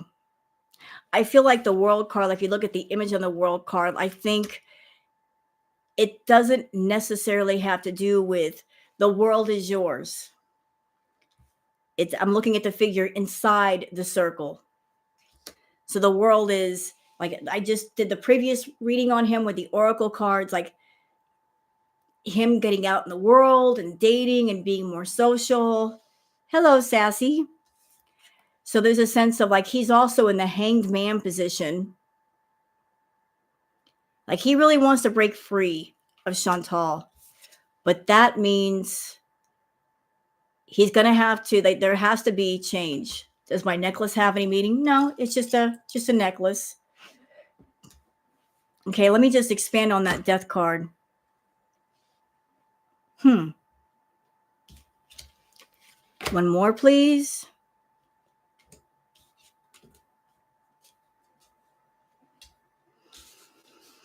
All right, so we've got the death card. Death does not mean physical death. It could mean the end of something, the start of something, like the end of a new job, end of an old job and starting a new job, or just death could mean death and rebirth. So you've got the death card, followed by the Three of Pentacles. Let's see. Let me just look at this for a minute.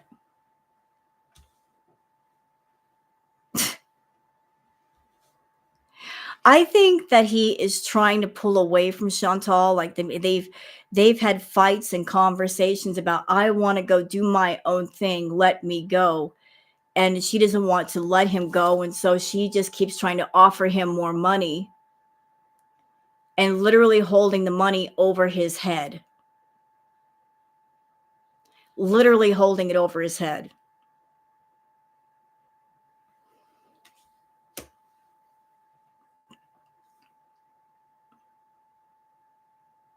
And the Star card, just like, I feel like the Star card, that's him being in the spotlight, but him not necessarily wanting to be in the spotlight. He's just in it. Him not understanding that the juice ain't worth the squeeze. It really, really isn't. Like, this is what he wants to be. Thank you, Aaron. He wants to be that guy with a full cup.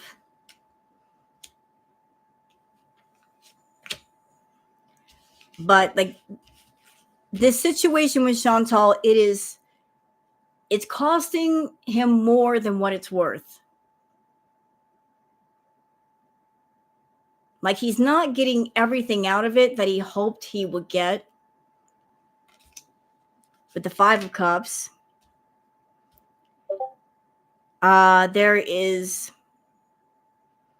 he's not getting out what he wants, which is leading to a lot of fights. Like, he's always at battle with her. Like, I think that Chantal's very miserly with her money. She is cutting off his money. He's always fighting with her. Let's see. Yeah, and he tries to act very dominant with her sometimes, and then also like trying to keep her pacified. Just trying to keep the cow happy to where she continues to give him milk. Oh. But the money's not so good. Like, if you notice, the guy is looking up at the pentacles, but the pentacles are out of reach. They're in the window. Like, that's the life that he wants, but it's out of his reach. It's out of his reach. Like, he's following behind her. His eyes are on the money, not on the woman. And she keeps him weak. She keeps him dependent on her. So he's looking at the money saying, where's the money? When's the money coming in? When is my ship going to come in? It's not.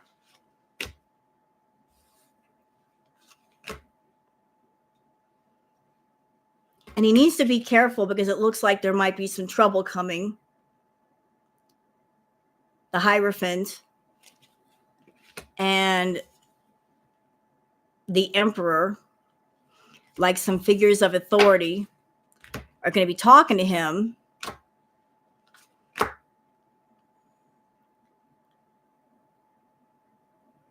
He's got some things in the works. He might be talking to other people trying to get money. And Chantal's over there being the Queen of Swords. I think you're right. I think he is seriously battling her. Yep.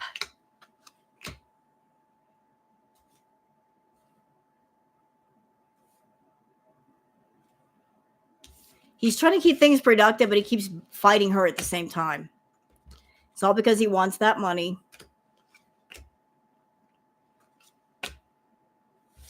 Oof. He's just being stupid and greedy. What else we got here? I got all these new decks. All right, so is this the one? Yeah, I want to pull this one out. Cutting season.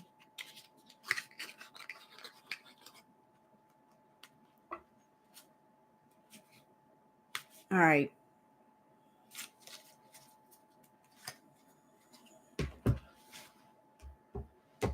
So anything else that you guys can tell me about Salah, where his head is at?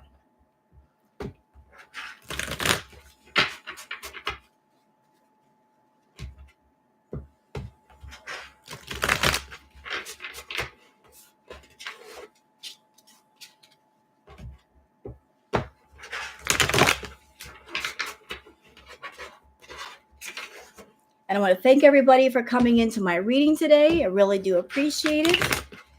If you like what you hear, please sub up to the channel.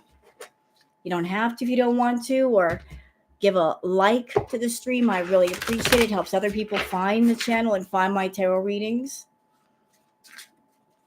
Do what you want to do.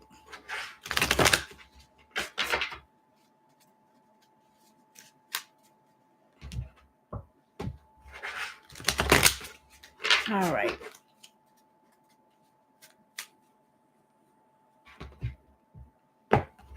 All right. So what's some further thoughts on Salah? Ooh, ouch. Yeah, they're fighting. They're fighting. Throwing hands, disagreements, hostility and animosity, conflict and fighting. Ooh, ooh, ooh. They're fighting, all right. They are fighting.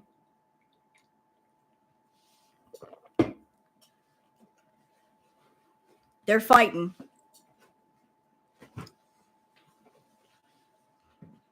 There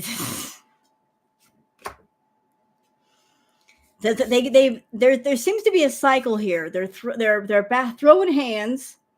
They are fighting, and then backtracking, regression, revisiting the past, going back on something. So it's like fight, apologize, fight, apologize, fight, argument, I'm sorry, don't be mad at me, don't go back to Canada, here's some flowers, I love you, another fight.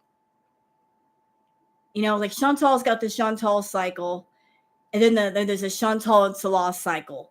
They fight, he gets her angry, she goes online, she starts dropping like veiled threats of I'm going to talk all kinds of trash about you and make money with it. And then he starts thinking about it. And then he decides, I don't want to hop off the train just yet.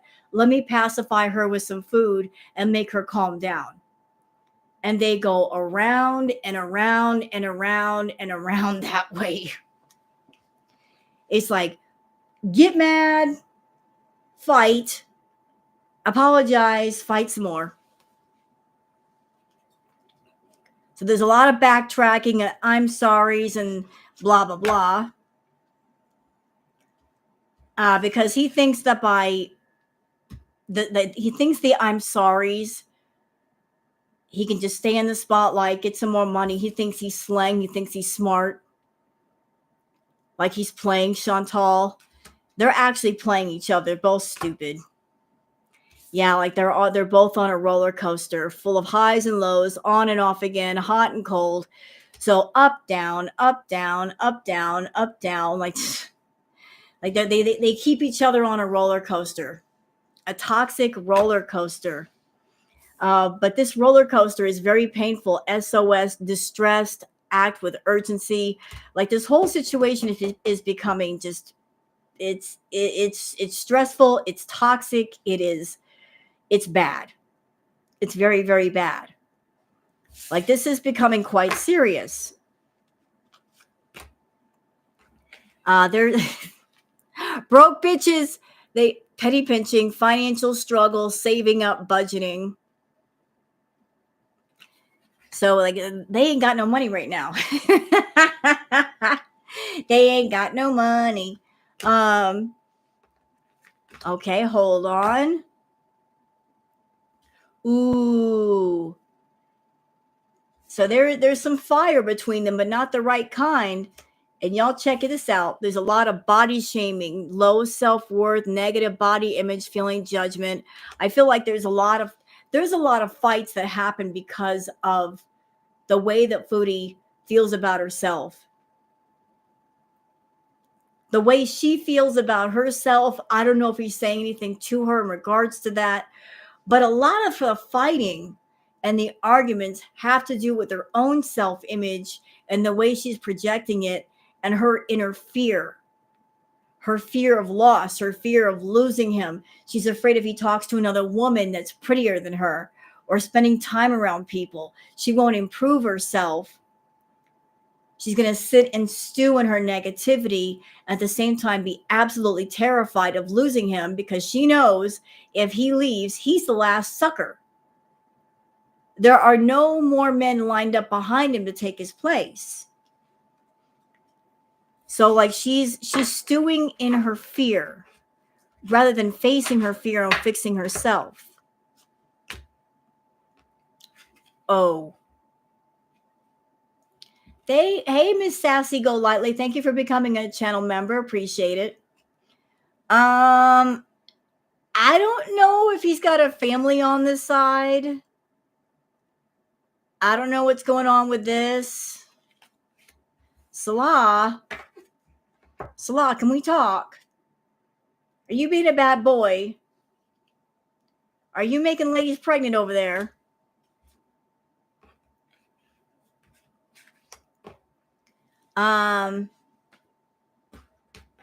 I think he might be playing detective, snooping, digging for dirt, accusations. Hold on. I want to see some more about that. Okay. He's digging for dirt on somebody for something. Maybe as a way to get out from the situation. I think he's got people looking for things on Foodie. He wants out of this. And he's also intentionally trolling her, intentionally causing upset. Like he likes to fuck with her. He likes to make her upset. That's his way of like letting off some steam. He does things purposely to troll her. And he's living in a world of make-believe that he can have it all.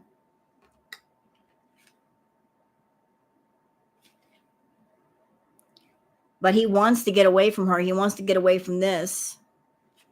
You skirt. He's talking to somebody. I'm telling you, you guys saw like the last deck of cards I had. It said the same thing. Either he's looking for a social life or he's already got one. He's talking to somebody and he's wrapped around that person and he wants to break free of Foodie because he knows that's in the way. And he's feeling rather salty. Now for a friend. He's feeling salty. He's feeling like he's been wronged. And he's been spending time with this person, laid up, cuddle session, intimate moments, escaping the world together. He's been slipping off to go see this woman. So there might be a red room, a pink room, a blue room, a yellow room, a purple room. He's got all kinds of rooms. Okay. And he's been throwing all kinds of shade. I think, and I've been picking this up in the videos and stuff that I've been reacting to. I don't think he gives a fuck about Foodie. Like he's so tired of the situation. He's not minding his manners anymore.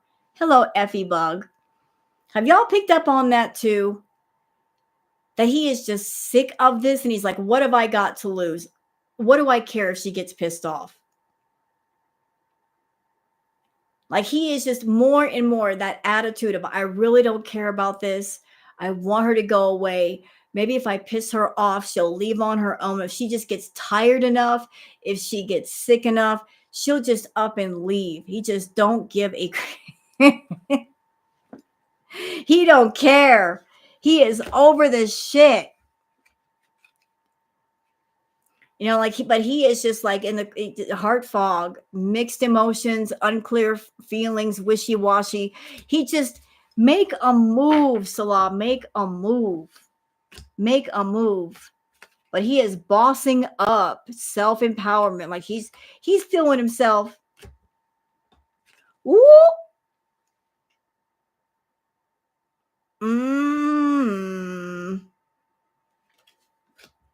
Who you talking to, sir? Who you talking to? Who are you talking to? Who's trying to talk to you? Who are you talking to? He's looking at somebody and thinking they're a snack. Somebody's on his mind. But all of that is going to lead to this. On blast, outing personal info, being called out, public humiliation, because he keeps getting caught. And he needs to be careful if he's doing something behind the scenes that he ain't supposed to do. He's going to get caught.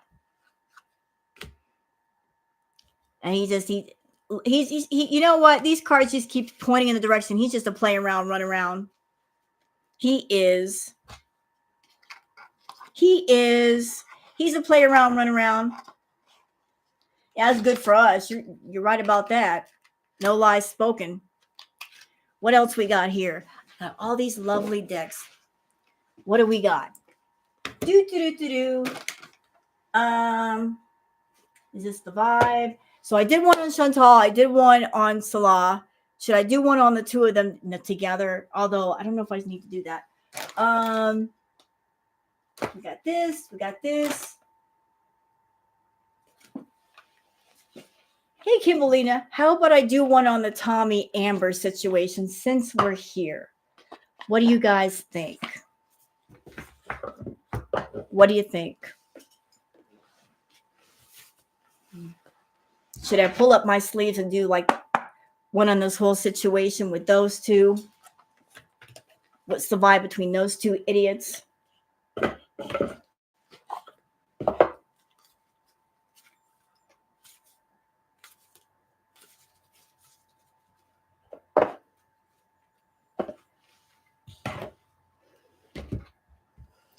What's the vibe between those two?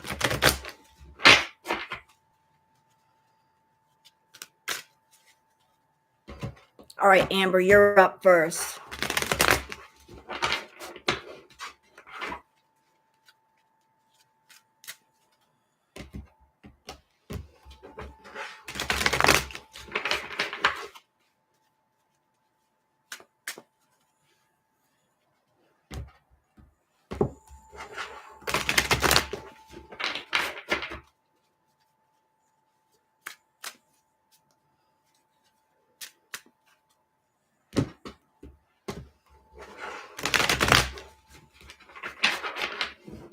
You know what, English? You know what I think as far as Salah? He's playing the numbers game. He's playing the odds. The more women he's talking to, the more fun he can have. He's playing the numbers. Several chips on several numbers versus one chip on one number.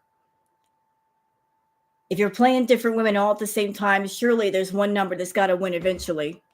Hi, Pumpkin. If he's looking for somebody to replace Chantal, he's probably talking to different women and just checking them out and doing his homework and trying to find a cow that can give him just as much money as she does. Or lining up a few that can give just as much money as she does. And that way, if he cuts her loose, he'll be okay.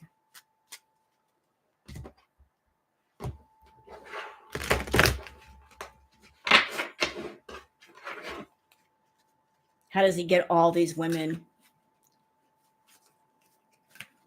I don't know.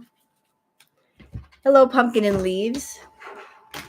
This game can't be that good. Well, there are some thirsty, desperate women in this world.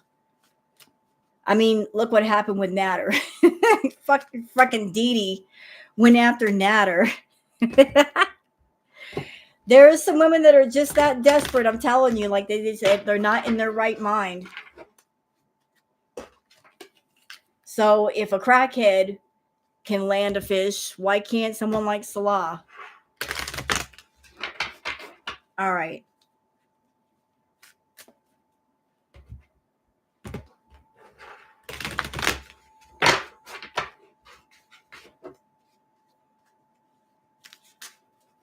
All right, so we're going to do one. This one is for Amber.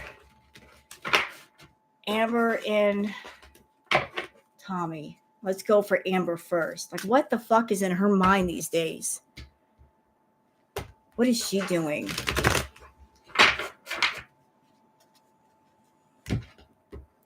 Think Salah could find some women if he searches out more thirsty gals like Foodie. Oh, he's probably already looking, Doctor. He might have a few on the hook right now. He's just doing his homework and getting them further on the hook before he cuts her loose. Using the fact that he's on her YouTube channel and staying in the spotlight to attract more gullible, thirsty fish.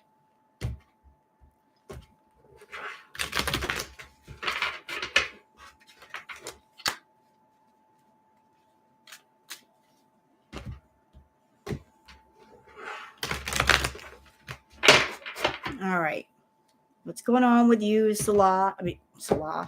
Amber. Give me some insight on Amberlynn Reed. What is her mind? What is she thinking? What's going on with her relationship with Emily? Like, where is she at?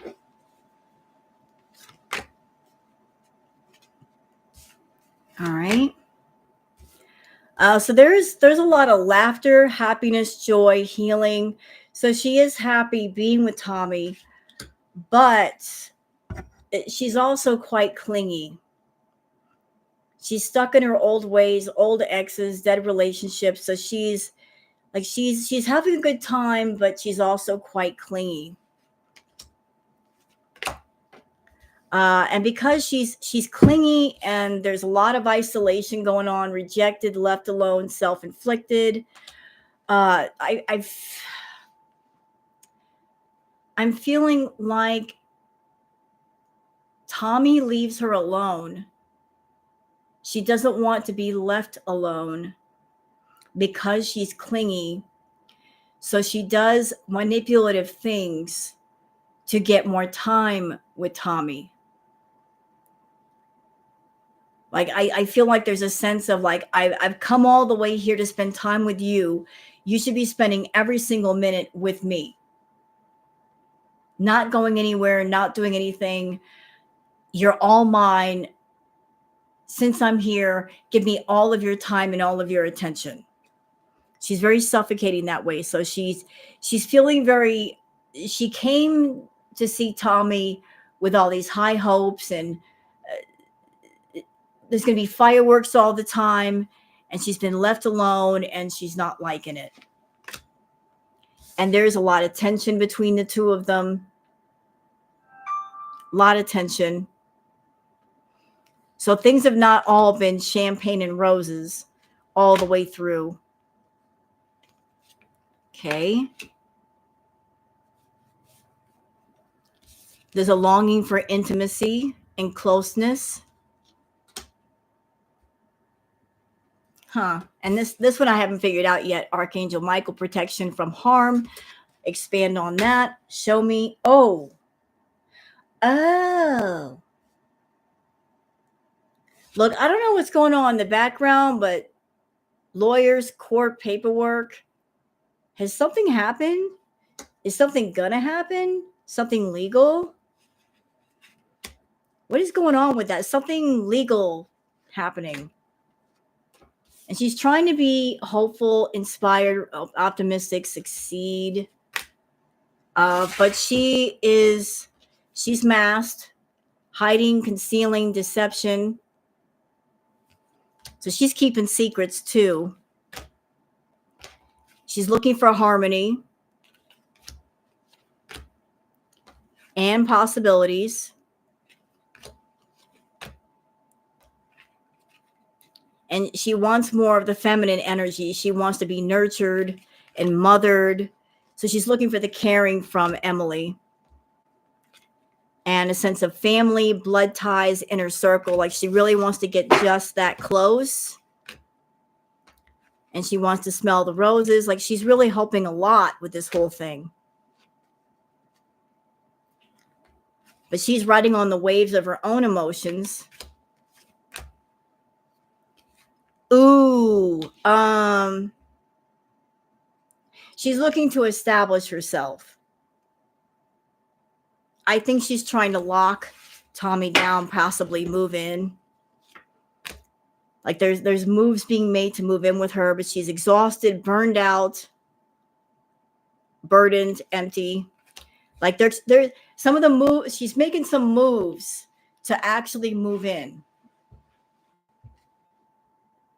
Like I think that her taking the pets with her, it wasn't like meet me and my pets. That was a I want to move in with you move. That was a I want to move in with you move. Pushing for that.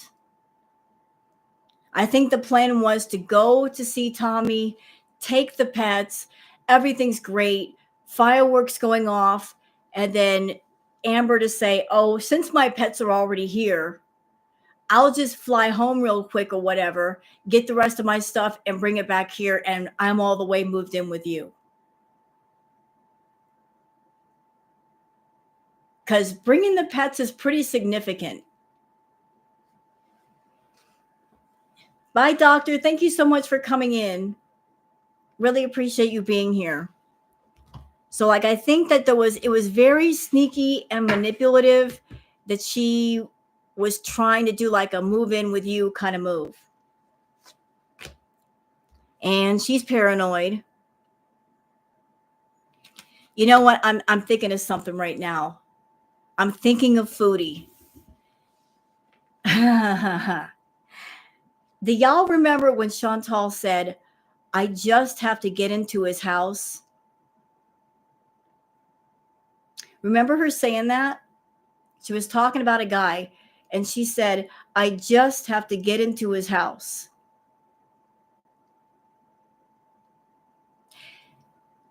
Amber just did that shit. I just have to get into her house and mark my territory and leave my stuff there. Because if I do that, this person is mine and I got him on lock. She pulled that shit on Emily. So she's paranoid, cautious, insecure, guarded. Like she doesn't really, I don't feel like she trusts Emily, Tommy. She doesn't trust her. So just like Foodie, she's going to do things to configure it to where she's closer to Tommy, to where she can feel more secure about things than about herself. But she's hot-headed. She's going to do something and then issue an apology, rash action, sincere. Like they're going to get into some fights. And then there's going to be some distance, divorce, ghosted, separation. So like something's going to happen between those two if it hasn't happened already. And it's going to cause some distance between them and she's going to freak out a little bit. And then things are going to be stagnant, stuck, dead end, frozen. And then it's going to get worse. Shattered, broken nightmares, failures. So like whatever she's trying to do with Emily, whatever plan she's got about locking her down and kind of like pushing for a move in, it's not gonna work. Because she's going to be running, escape, denial, excuses. She's going to have to get it the heck out of there. And then she's going to have an epiphany, self-reflection. Shouldn't have done that. That was stupid. She's going to come to the conclusion that it was toxic. Very toxic. She's going to do a lot of daydreaming. And then she's going to do a glow up. We're doing a glow up, are we? And then be cutting ties.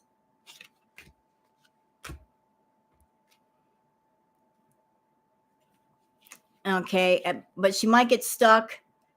Delay, procrastination, too busy.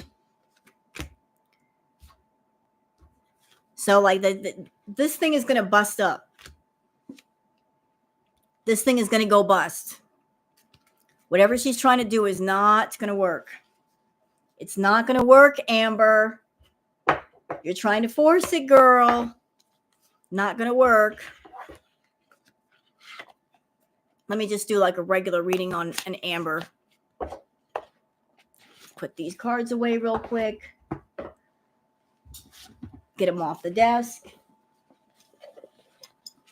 She works too much for Amber. Now she'll get sick of it eventually. Okay. Put these over here. All right. I love that song, Heart of Glass. It's actually a pretty good song.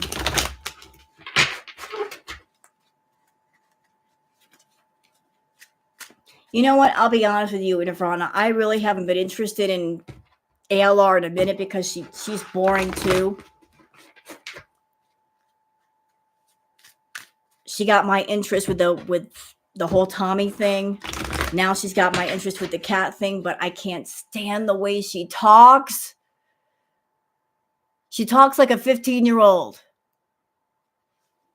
Have me over here rolling my eyes. It's like, oh my God, like my leg is dangling. I'm like, ugh. Who taught you to talk like that?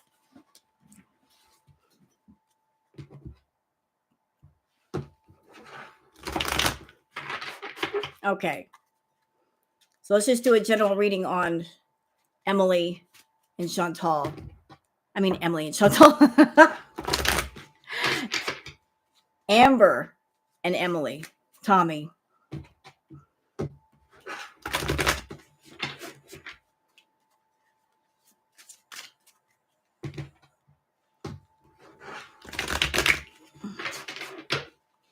Wonder when Emily will get sick of Amber's clinginess and her audience fucking with her.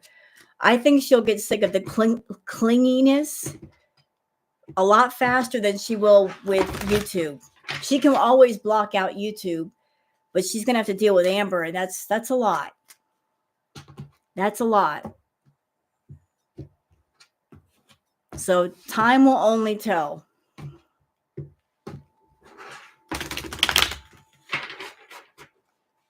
Want to know is how she affording to feed Amber. Amber makes her own money on YouTube. She can feed herself. She can feed herself. She's making that good YouTube money. She can feed herself.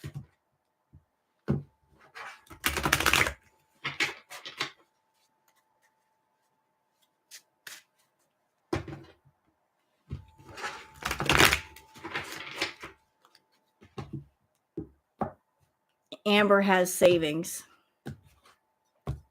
A little bit. But she's still making money on YouTube.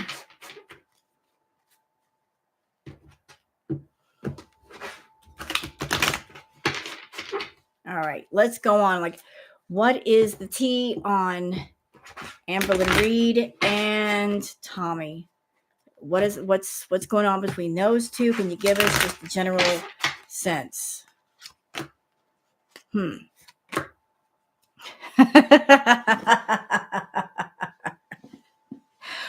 Woo! Uh-oh. So we got the Page of Swords holding a sword, and we've got the King of Swords. They're fighting. They're fighting. They're fighting right now. They have to be. 2 swords up. They're fighting. They're definitely fighting. It's going sour real quick.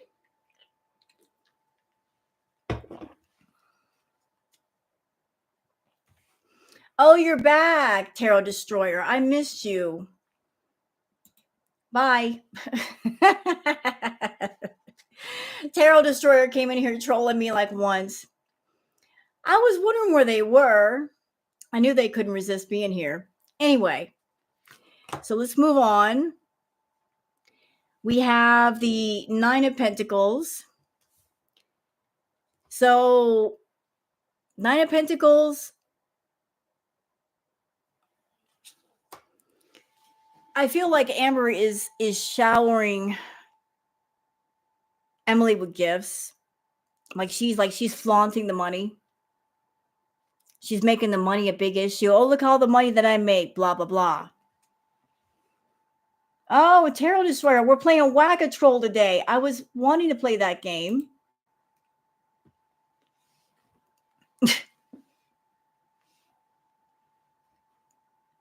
It's Whack-A-Troll. I love playing Whack-A-Troll. Anybody else want to help me play Whack-A-Troll? You can get in on the game with me. Y'all want to play Whack-A-Troll too?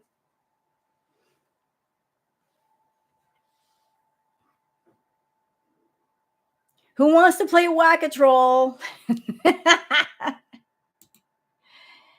Do.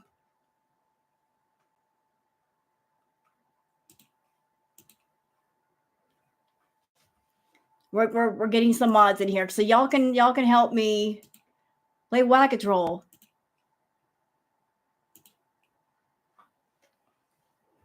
Because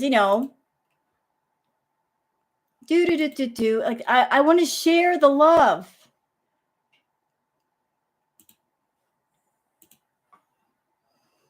I want to share the love and share the fun. Because I don't want to keep the fun all to myself. That would just be selfish of me, wouldn't it? We can all play Whack-A-Troll. All right. So yes, I think that she's been flaunting the money, just throwing the money around while she's been on her trip. Like there's been some lavish gifts that have been given. She's really throwing that money around on this trip. But there's been a lot of fighting, a lot of conflict.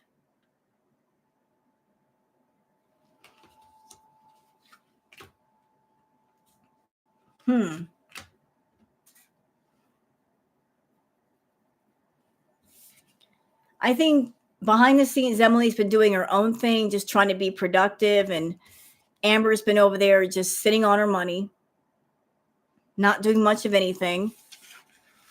Very unproductive. You don't know how this works.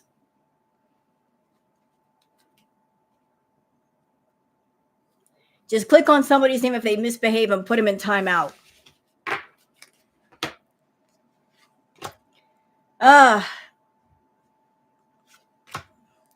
Yeah, it looks like Tommy's been very busy. She's wanting to go places. She's wanting to do things. She wants to be productive. And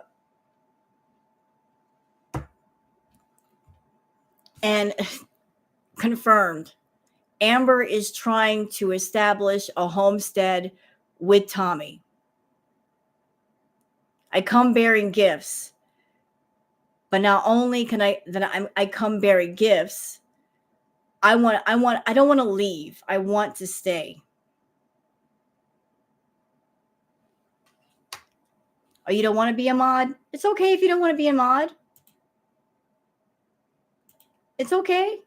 I mean, no pressure. I just thought you'd like to play the game. It's okay. I just want to share the fun.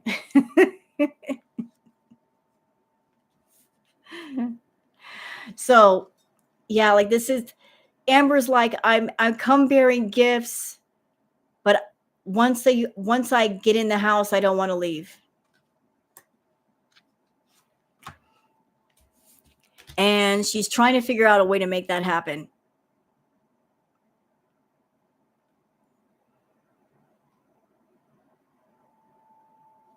You know what? Hold on a second.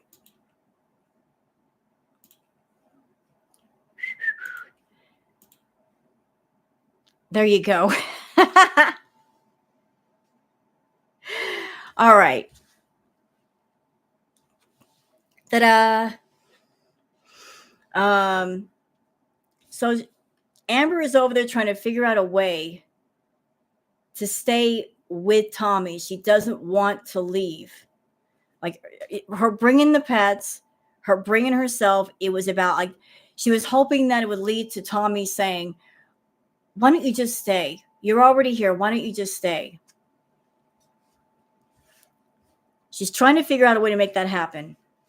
To spend more time with Tommy and live with her. And it's leading to a lot of conflict because she's not getting her way. She is not getting her way. She's not getting what she wants.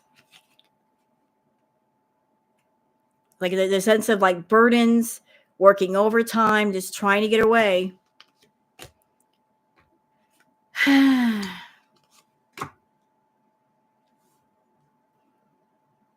Yeah, again, a sense of establishment.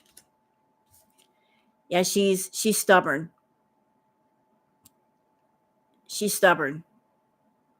She's not going to leave. She doesn't want to leave. It keeps saying over and over, she does not want to leave. She doesn't want to leave. She's going to stay. I guess you're going to have to leave, Amber. This is going to be a you better leave or else situation. She'll make it ugly for you if you don't leave.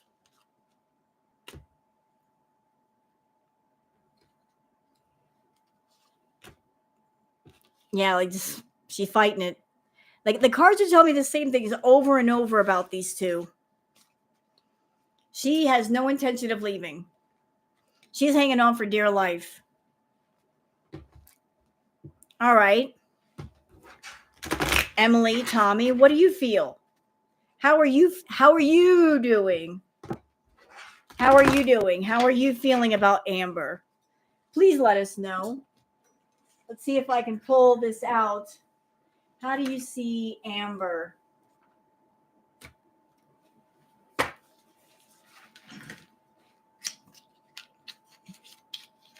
I'm being told to grab these.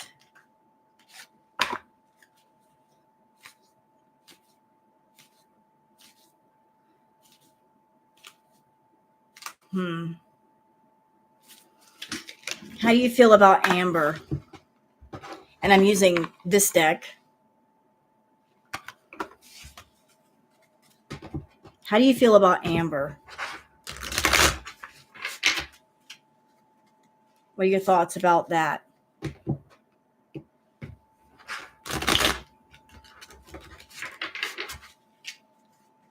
What happened to Tarot Destroyer? They left. Oh, no fun. I think they got scared off because I actually had some mods in here. They realized they couldn't have as much fun. Oh, well. They'll come back eventually. They'll get bored. They got scared. They're like, oh, party's over. There's mods in the room. It messes me all up. I can't mess up the tarot reader. I can't have any fun. Sorry about that, Tarot Destroyer. I suck.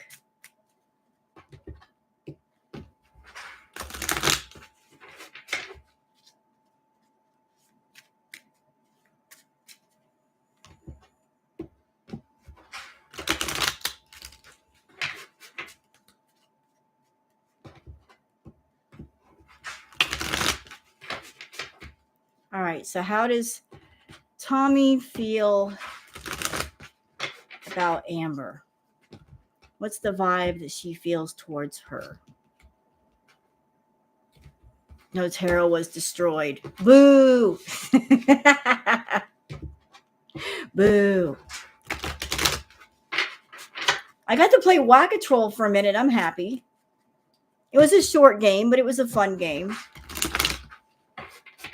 Dang it.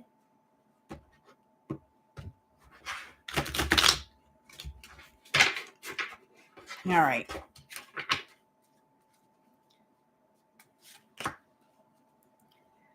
Okay, how does she feel? She feels like that Amber is partying, time with friends, having fun, happily single. Like she feels like that Amber is just having the time of her life. She's partying. She feels love for her. She just feels something. There's a lot of good feelings there. But at the same time, she's got Amber there. I feel like there's a sense of like nostalgia, looking at pictures, missing you, nostalgia, making new memories. She doesn't have somebody else off of her mind yet. So something's going to happen. Shock, sudden change, shocking news, surprise, and epiphany, transformation. Something's going to hit her right upside the head. It might have to do with Amber's addiction to food, codependent obsession and restraint, possessions and control, emotional block. The fun and games will soon be over. It's all fun and games until it's not. Ooh, coffin, new beginnings, liberation, reborn and transition, tragic endings. Ooh, yikes. New phase and rekindle, renew and growth, changed mind, rise from the ashes. It sounds like this thing between her and Amber, it's not long lasting. It's kind of like a moment thing. It's going to be a moment thing. And they're both going to realize it. Amber's going to hang on. She's thinking that she can make things last longer by moving in with Tommy. But all that's going to do is drive her away faster. But either way she goes, whether she moves in or not, this thing is it's fizzling out already. Like the new car smell is gone, and the infatuation phase, it's going to fizzle out pretty quickly. She was into substances. Yeah, like this coffee cup, fleeting, meeting and talking, savoring the moment, feeling elated, building friendship.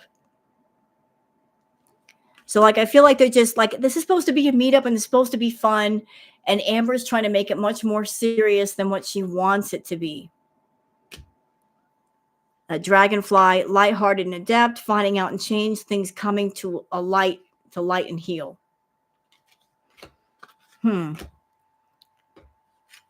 So I think Tommy's going to reach a place of like, I have to focus on me. She's sucking all the oxygen out of the room. I'm feeling suffocated. I've got to focus on me. Like maybe being around Amber is going to make her just come to the realization and the awareness of, I need to get away from her. Because this is not good. This is not fun. This is not healthy. I need to go. And she might try to be friends with Amber, blowing a kiss, unconditional love, giving and receiving, fairness and love, affection returned. Like, let's just be friends, is what I'm feeling. Let's just be friends. But she's always been the chaser, fear of abandonment, chasing, codependencies. Like, that's been like her Achilles heel. And she's the girl with the snake, charmed or used, enable boundaries. Like, she's always turned on the charm when she wants to get something. There's something that she wants. And she uses the charm of being interested in you, blossoming romance, flirting, want to date. Like that. She uses the love charm on people. And this, y'all, this is a karmic relationship. Resentments and triggers, perception, intensity, and letting go, turmoil, and fleeting. Just like with Foodie, Amber's having a bit of a karmic relationship with Tommy. You're welcome, Aaron. So this is not a relationship. This is a karmic relationship. This is not a love relationship. This is a relationship about you're around this person to learn something. They're supposed to be, you're around them to learn a lesson. And then once you learn it, you're supposed to separate and just call it quits. Because some life lessons come wrapped in sandpaper. And you get them once and you don't want them again. That's what this is supposed to be. It's unpleasant for a reason. It hurts for a reason. Holding on to a bad relationship is like holding on to a teddy bear filled with battery acid. The tighter you hold it to you, the more damage it does to you. But when you let go of the teddy bear, it doesn't hurt you anymore. So that's what this is. This is a karmic relationship. It's a life lesson. She's around Tommy to allegedly learn something. If she doesn't learn it, she's going to repeat the lesson with somebody else and then somebody else and somebody else until she finally gets it. Same thing with Chantal. She didn't learn her lesson with Nader, so now she's in summer school with Salah. And if she doesn't learn the lesson with Salah, there's going to be somebody else and somebody else after them and somebody else after them until she finally wakes up. Yeah. Yeah. If you don't learn from this karmic relationship, fate is going to hit you upside the head with a freaking hammer. You know, like there's a reason why when you're around the wrong people, it doesn't work. It doesn't work because you're not supposed to hold on to it. It's supposed to break apart. If something or someone does not belong with you, life will find a way to take them out of your circle. And it doesn't matter if you like them or if they like you. If you're not supposed to be together, they're going to go away. They're going to go away. But it's okay if they go away because they're supposed to go away. If it's painful, they ain't supposed to be there to begin with. And again, everything is on the clock. Here's the hourglass. Needing time, cycles, and takes time to heal, progressing. Like this. Spend your time wisely, ladies. Because once you spend your time wisely, there is abundance. Hi, Spider Anonymous. There is abundance. And then you can become the butterfly and evolve. But you got to get through that chrysalis phase. You got to get through it. You got to get through it. So I did readings on Salah, Foodie, Amberlynn, Tommy. How about one last phony reading? For fun. What do you guys think? What do you think? Good idea? Let's see. I got to get out my Teeth Oracle decks.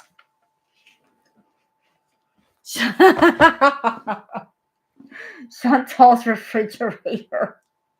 No. What should I do like the funny reading on? Chantal's refrigerator. What?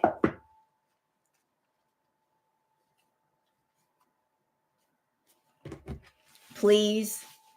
Should I do a fake phony reading on Chantal's refrigerator?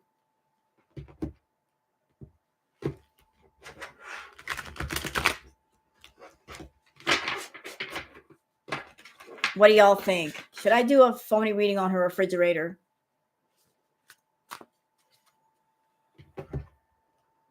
Chantal's gaming chair.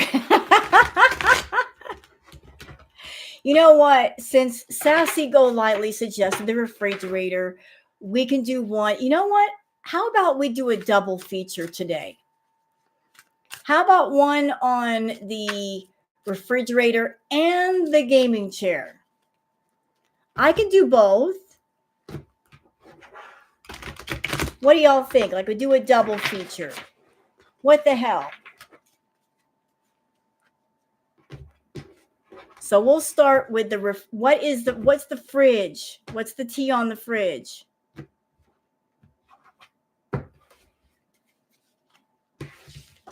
I mean, we got interesting tea off the bidet and the faucet and shampoo and conditioner and those doggone fruit flies. Why wouldn't the refrigerator have stuff to tell us? I mean, they have more contact with Chantal than we do. Okay.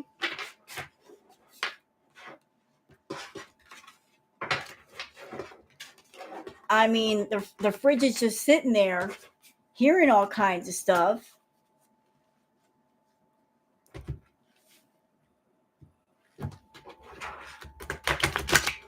The fridge is just sitting there listening to all the tea go down. Why wouldn't the fridge have something to say? I know.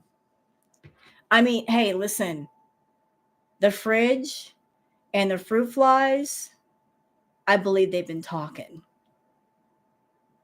In fact, I think the fruit flies, they've been getting information from fridge and going on Reddit and making some certain Reddit threads under anonymous accounts, sock accounts, feeding people the tea. Chantal don't know. That fridge has been opening more than just its door. Okay?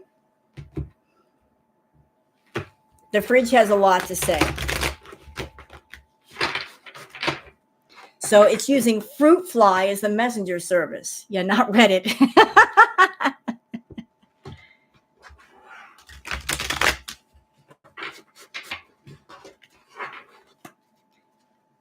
But I think fruit fly and fridge have been working together.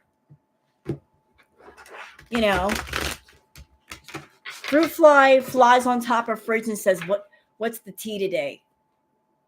I'll sit back here with the compressor coils and you can just tell me what's up. Ain't nobody got to know. She's sleeping with her CPAP. Just let me take out my computer and take some notes. Then I can go back to Reddit and let everybody know. And then I can get on Twitter and let them know. But I'll just sit here in the back. You know, I can hide behind you and ain't nobody going to know I'm back here.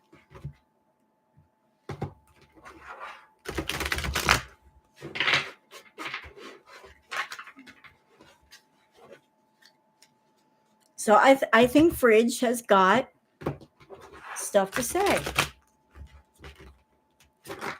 Man, these cards are not wanting to play today. Stop it.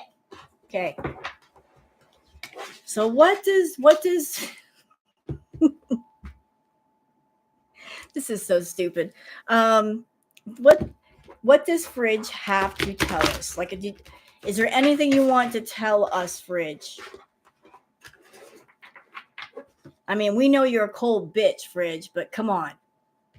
Give us some hot tea. Don't be cold today. Warm up a little bit to us. Spill the tea.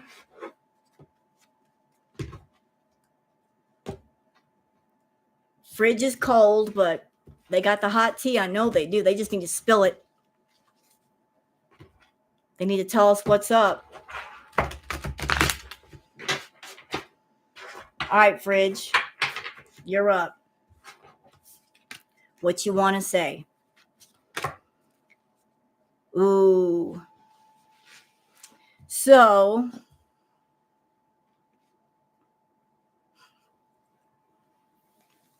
poor Fridge. Fridge has been going through it. Fridge has really been going through it. It feels unfairly attacked. Poor thing. Chantal's been showing Fridge in her videos and in her lives, and everybody's been talking about Fridge when all the Fridge has been doing is just sitting there and just doing its business, doing what it's supposed to do, not causing any drama. People talking about Fridge, people talking about what's inside of Fridge, and Fridge ain't got no control over none of it. So Fridge is feeling a certain kind of way right now. It's like, what have I got to do with all this nonsense? Fridge does not like the comments that it has seen about itself on Twitter, on Facebook, on Instagram, on YouTube. It feels unfairly attacked. People talking about how fat Fridge is.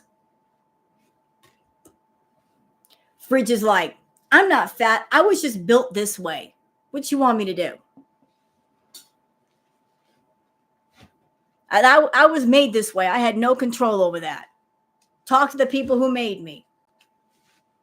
But Fridge is feeling a certain kind of way. You know, like it's being featured in videos and lives and not able to give consent. Fridge has been framed.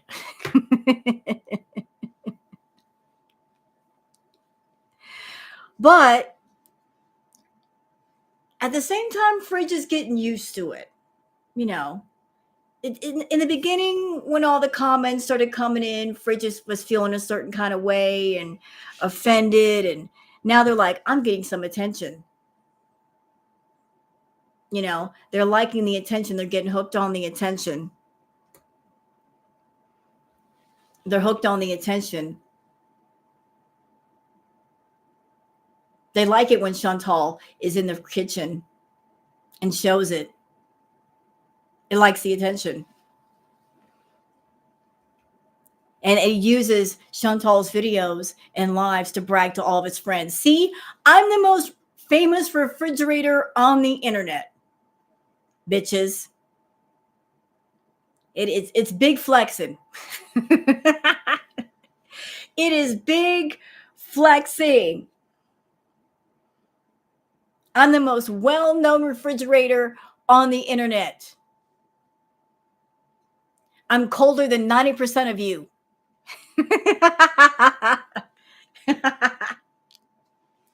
I'm colder and more popular than 90% of you. Take that, Whirlpool. Take that, GTE.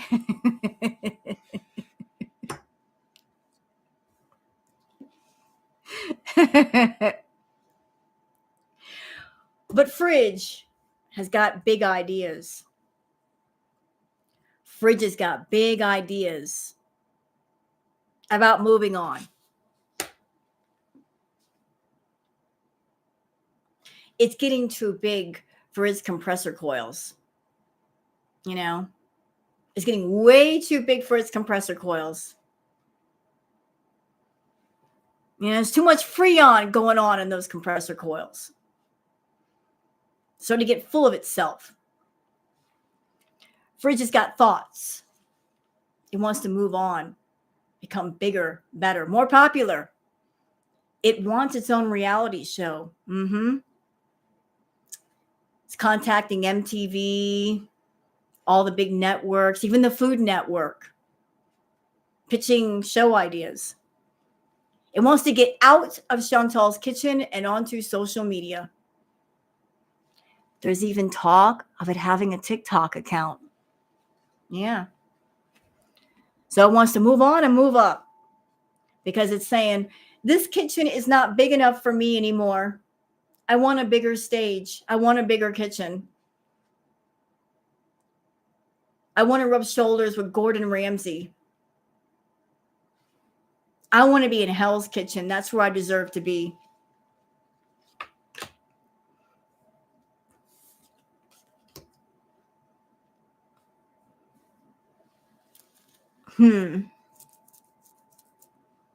But Fridge has a friend. Has a good friend. So Fridge's friend is Deep Freezer. Fridge wants Deep Freezer back.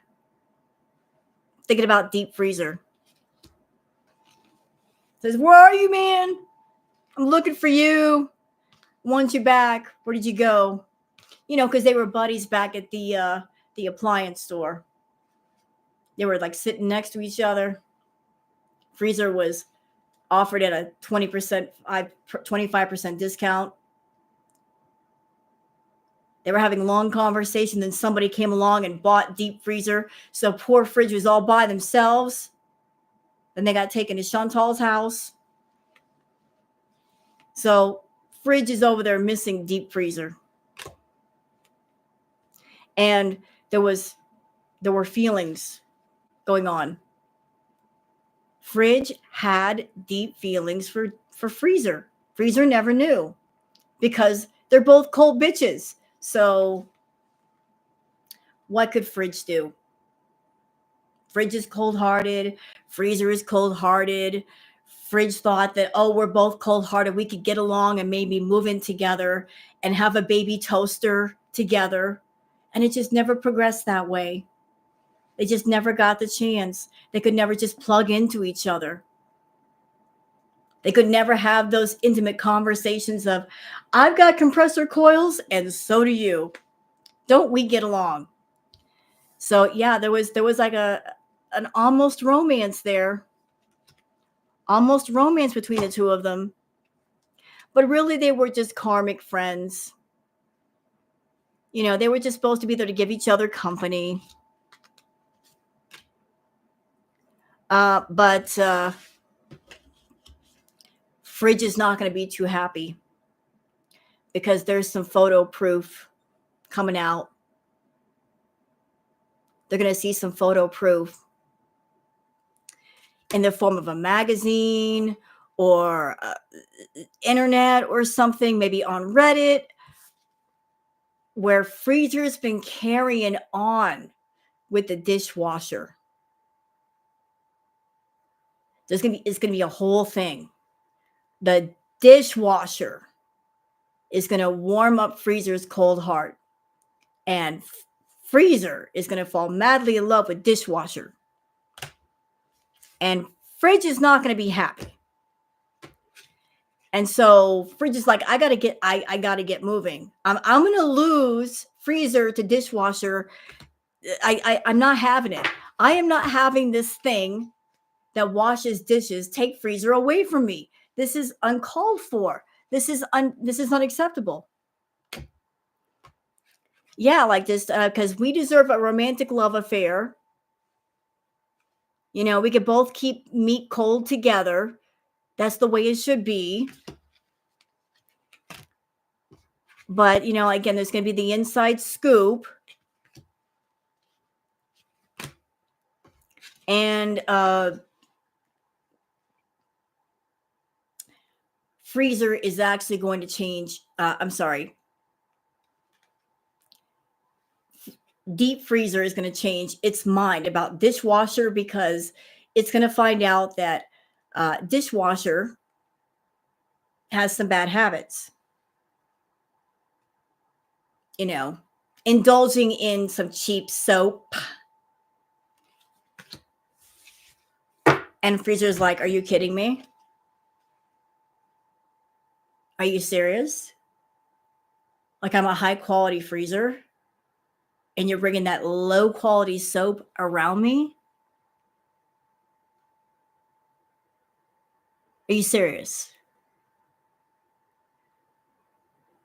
I can smell the soap all over you. So Freezer is going to be creeping. And fridge is going to be a happiness hater. And they're both going, you know what? Freezer and fridge, they're going to travel. There's going to be a trip made. The two of them, they're going to travel on a truck together. They're just going to go on some adventures. Hello, Sunshine Country Kitchen. And they're both going to feel like they're too busy. They're going to be too busy winning.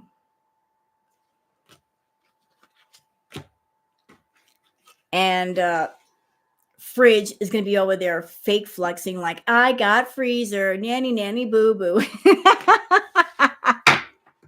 Take that, you lousy dishwasher with your cheap soap. You left residue on the dishes anyway.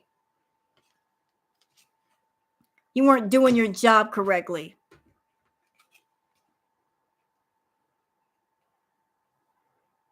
And dishwasher is going to try to get freezer back. But dishwasher is a wolf in sheep's clothing. And trying to get freezer away from fridge is going to be bad karma. It's not going to turn out well. And so dishwasher is going to use scarcity tactics. Saying, freezer, if you don't come back, I'm going to unplug you from the wall. You're not going to be without electricity. Then what good are you? You're not even going to get cold. But freezer's going to say, you're a broke ass. You can't travel all the way where I'm at. Good luck with that shit. You can't take a trip. You're a dishwasher. Shut up. And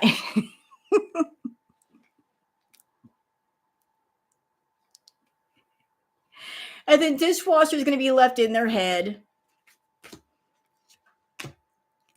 And then the end card is all that dishwasher can do is just look up freezer and fridge living their best life on social media. The end. Yay.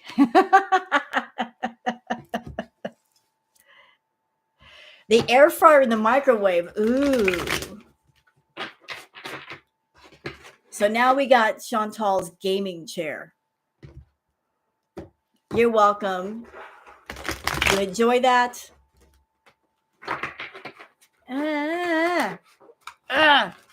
These cards are being jerks today. Ugh. Stop falling. There. They're too slippery. Quit that. Okay. The microwave is a hoe. Well, you know the microwave is a hoe because it's hanging out with shampoo. We all know about the situation with shampoo in the bathroom, okay? Shampoo's a hoe. Over there messing around with conditioner and bidet and faucet and everybody they could think of. Even Towel knows all the business. Towel knows everything. Toothbrush is over there in the corner saying, why do I have to see all this shit? Why can't somebody just move me to the medicine cabinet? I don't want to see this. I have to be forced to watch this shit. Shampoo just doing the most. And hussy housefly ain't no better. Sitting there putting maggots everywhere. Laying their eggs. There's all kinds of sluttiness going off in that house. Razor's been Razor's got the edge, though. Razor's always got the edge.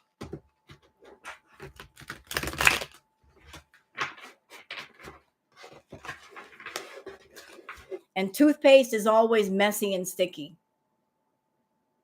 Toothpaste is always messy and sticky.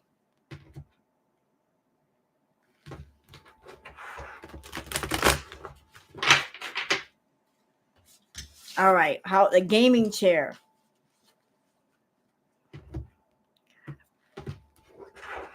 Yeah, he'll cut through this shit. He'll cut a bitch. Well, keep the stop the cap. Toothpaste says stop the cap.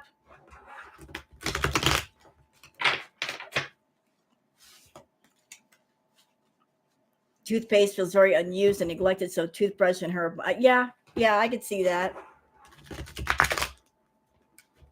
And dental floss says, what the fuck am I here for? Bitch ain't got no teeth. Why did she even buy me to begin with? What's that? I'm just sitting here hanging out on the back of the toilet seat and I don't even get touched. Why did she buy me for?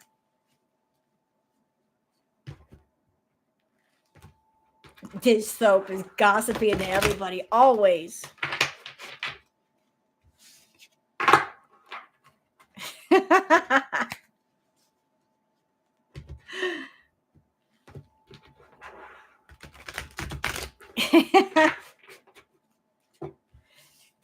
Yeah, toilet paper's like, I'm the one that gets all this shit. Y'all just don't even talk to me.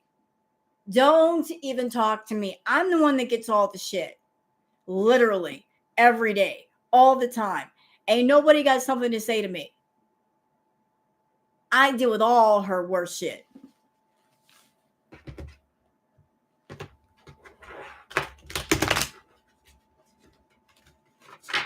What is KY doing? Who's KY?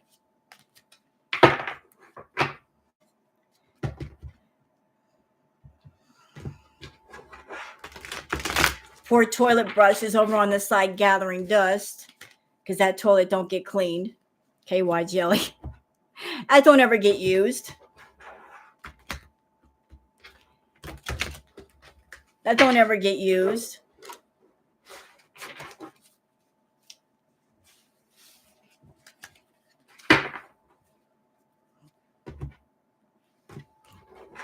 Because ain't nothing going on in that house. All right. So we're doing like gaming. We're doing the gaming chair, right? Gaming chair. Since we did fridge.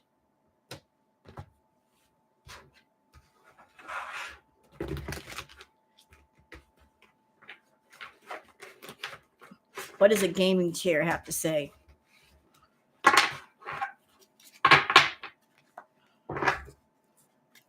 Yeah, but Dave's like, you guys aren't talking about me right now. No, bitch, I talked about you twice already.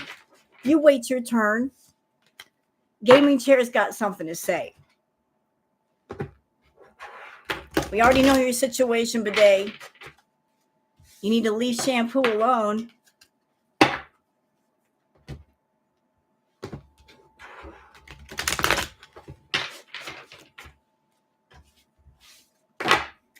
All right. Let's get started with this. This is for the gaming chair.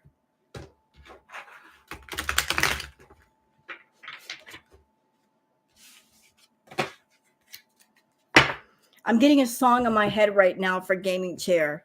It's an old song from Leonard Skinner. Ooh, that smell. Ooh, that smell. Can't you smell that smell? Ooh, that smell. The smell that surrounds you.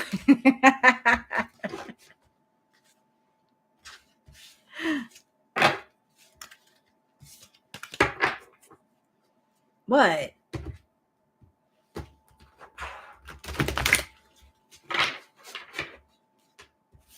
All right, let's get started with this. Okay, so we're getting this. We're interesting right off the bat. So I will go there. So what do we got? Gaming chair has been creeping, y'all. Gaming chair has been creeping. Because gaming chair is pissed off. Gaming chair is very pissed off. It is tired. It is mad. That it's the limit on that chair for weight is about 300 pounds. And Chantal is well over that. So gaming chair is greatly offended. It's planning some shit. And it's getting photo proof. It's like this is abusive what's going on here. Like this bitch is literally tearing me apart and getting some photo proof. It's like, fuck your bathroom scale. I know how much you weigh, bitch. You aren't 300 pounds over here breaking the arms off of my chair. It's getting some photo proof. Gaming chair has set up some cameras, some motion sensor cameras. And gaming chair has friends. Thank you, Brenda Sequin. Thank you, ma'am. Gaming chair has friends. Gaming chair is talking to Fruit Fly. Fruit Fly's on the case. You know, Fruit Fly flies around gaming chair, but it also flies around to all the cameras that are set up, make sure they're all working. Reports back to gaming chair and says, yeah, they're working. We're taking some pictures. Fruit Fly's on it. But gaming chair is like, I can't take much more of this. Like, this bitch she's gonna break me apart. I want some pictures of this abuse. Thank you, Gas Station Sushi, for gifting 5 memberships. So, like, Fruit Fly is like, I'll help you, bro. You're right. Like, she's just doing the most. Like, I've been watching, like, one of your arms is gone. The hydraulics are broke. She did that shit. When you were in this house, before she sat down on you, you were fine. She keeps breaking you. So there's some photo proof. And gaming chair is not stupid. Because gaming chair is like, I'm going to get some revenge on Chantal. I'm going to get all these pictures. I'm going to get all these video clips of her plopping herself down. And I'm going to go to those clout-hungry people. Gaming chair is doing some research. Find out who they can send the information to. They're going for maximum humiliation. They're like, who can I spill this tea to? Gaming chair and Fruit Fly, like they've been texting each other. Gaming chair is like, Fruit Fly, find out some shit for me. Go on Reddit, go on Instagram, go on YouTube. Who does Chantal hate? Who can I send these pictures to? We can send pictures of a close-up of her bottom and Gunter. We can get all the good pictures without the filters. Because of the cameras that are in the house don't have filters. Uh-oh.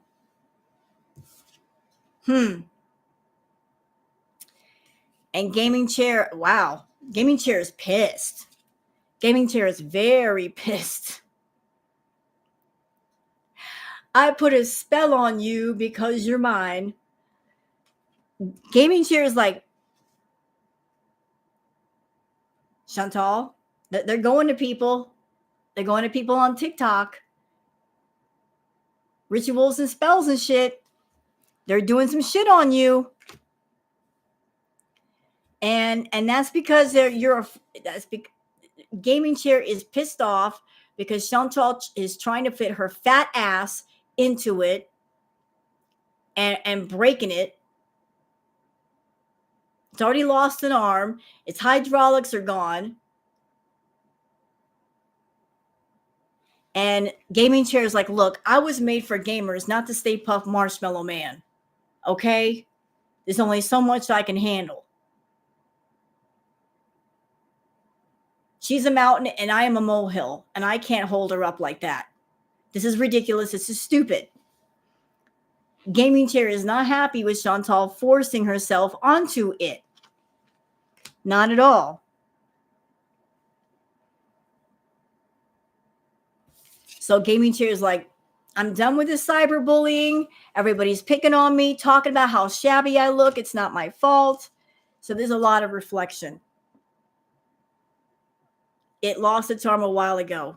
She took the arm off because she couldn't fit it anymore.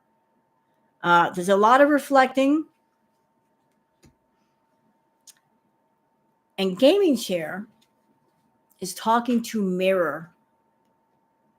Mirrors across the room. Gaming chair is like, how you doing? Mirror's like, I'm okay. Gaming chair is like, you just hanging around? Mirror's like, yeah, I'm a mirror. What else am I supposed to do? Gaming chair's like, you look good. Mirror's like, I look like whatever's in front of me, I guess. So gaming chair has been flirting with mirror, and mirror is just not reciprocating. it's just a weird energy. Yeah, like gaming chair has been trying to get something started with mirror. Wants a romantic love affair. Mirror's like, you're weird, creepy. You're over there like broken, and you're trying to flirt with me. You might want to get a little closer and look at your reflection in me. You're not going to like what you see. Bye, Chantal's visa run. Gaming chair is feeling like a boss daddy because of all of the tea sharing that it's doing with Fruit Fly. Mirror has been ignoring gaming chair for the most part. Because Mirror is over there just standing around, cold, quiet, because that's what Mirror does best. But the one thing that gaming chair does not know is that Mirror is a haunted mirror. Mirror is actually haunted. Got some spirits attached to it. Mirror has not told gaming chair that. Just keeping to herself. She's like, don't fuck with me. I'll send some spirits over there. Don't mess with me. Just stay over there, gaming chair. Don't roll any closer. Stay over there. You stink anyway. You smell like Chantal. I can smell the fart and the sharts on you. Stay away. I don't need that scent over here by me. Like I'm haunted by spirits. You're haunted by the farts. Let's not meet up. Let's not do coffee. And Mirror's been talking shit, trying to get gaming chair to leave it alone. And gaming chair is angry about that, and they're talking shit. A lot of shit talking going on, a lot of trash talking. Yes, Autumn, I am. So there's some bad karma going on between the both of them. And it all just started out as just conversation, and the gaming chair was just flirting, and the Mirror's like, I want nothing to do with it. And so gaming chair got mad, and then Mirror got mad. It's just a whole thing between the two of them. And in the meantime, Fruit Fly's like, look, you guys shut up. Whatever you got going on between the two of you, just zip it. I've got the inside scoop on Chantal. I got it. I got the inside scoop. And gaming chair just won't let it go. He's still obsessed with Mirror. And and Mirror is like trying to tell gaming chair, look, you should just do some self-reflection. And then gaming chair is like, that's all you do. You're a mirror. So it's being a spiritual hater. So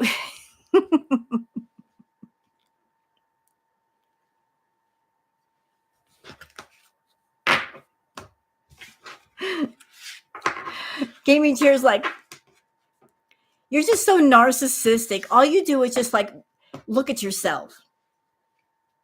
Mirror is like, I reflect everything. So there's a happiness hater. And Gaming chair hates the fact that Mirror shines a lot. And Mirror's like, I don't care. Same shit, different day. Gaming chair is rejected. And then Fruit flies in the middle of it all, threatening both of them, saying, look, I got shit on Chantal. Y'all need to cut it out. Gaming chair, do you want away from Chantal? Stop focusing on Mirror. Leave Mirror alone. Or I'll tell Chantal to break your other arm. So Gaming chair is a grudge holder. And being a bit of a stalker. He keeps rolling up to Mirror, and Mirror's like, get away from me. And fake flexing, hey, I'm a gaming chair, and do you know how much I cost? I cost $400. Mirror says, I don't care. You're broke. Who cares? So gaming chair is like trying to move in silence, but kind of hard to move in silence when you got a 400-pound beast in you. You're not moving silently anywhere. So Mirror is all about moving on. Mirror decided to do something about this and like came off the wall on purpose and cracked. So it can be moved into the storage room. And gaming chair is bankrupt, so they can't fix Mirror. Gaming chair is like trying to give money to have Mirror fixed. And Mirror's like, I don't want to be fixed. I want to stay broken. And gaming chair wants Mirror back. And Mirror's in the storage room saying, thank goodness I got away from gaming chair, and just dusting it off. So yay. So I hope you guys enjoyed that bonus reading. You guys enjoy that? Oh, I'm sure it hurts when she throws herself down. Well, I hope you guys enjoyed that. So if you did, don't forget to like and subscribe to the channel, or just give a like to the stream. That way other people can find my channel. I just thought I'd give you guys a reason to smile today. I hope that I did. We like to have fun here.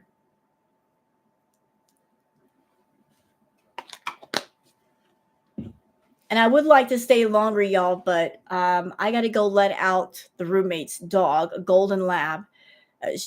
I let her out right before the stream started. She probably has to go pee right now. See if she needs some water. I'm helping to take care of the roommate's pets while they're both away. So I got to go, y'all. But it's been fun. It has been fun. And we can probably do it again soon. Where's Booger? You want to see Booger? There's Booger. Booger. She's sleeping.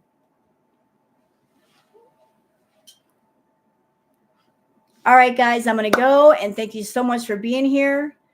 I'm going to go and let out the roommate's dog. So y'all be good, and I'll see you guys on the next one, okay? Bye.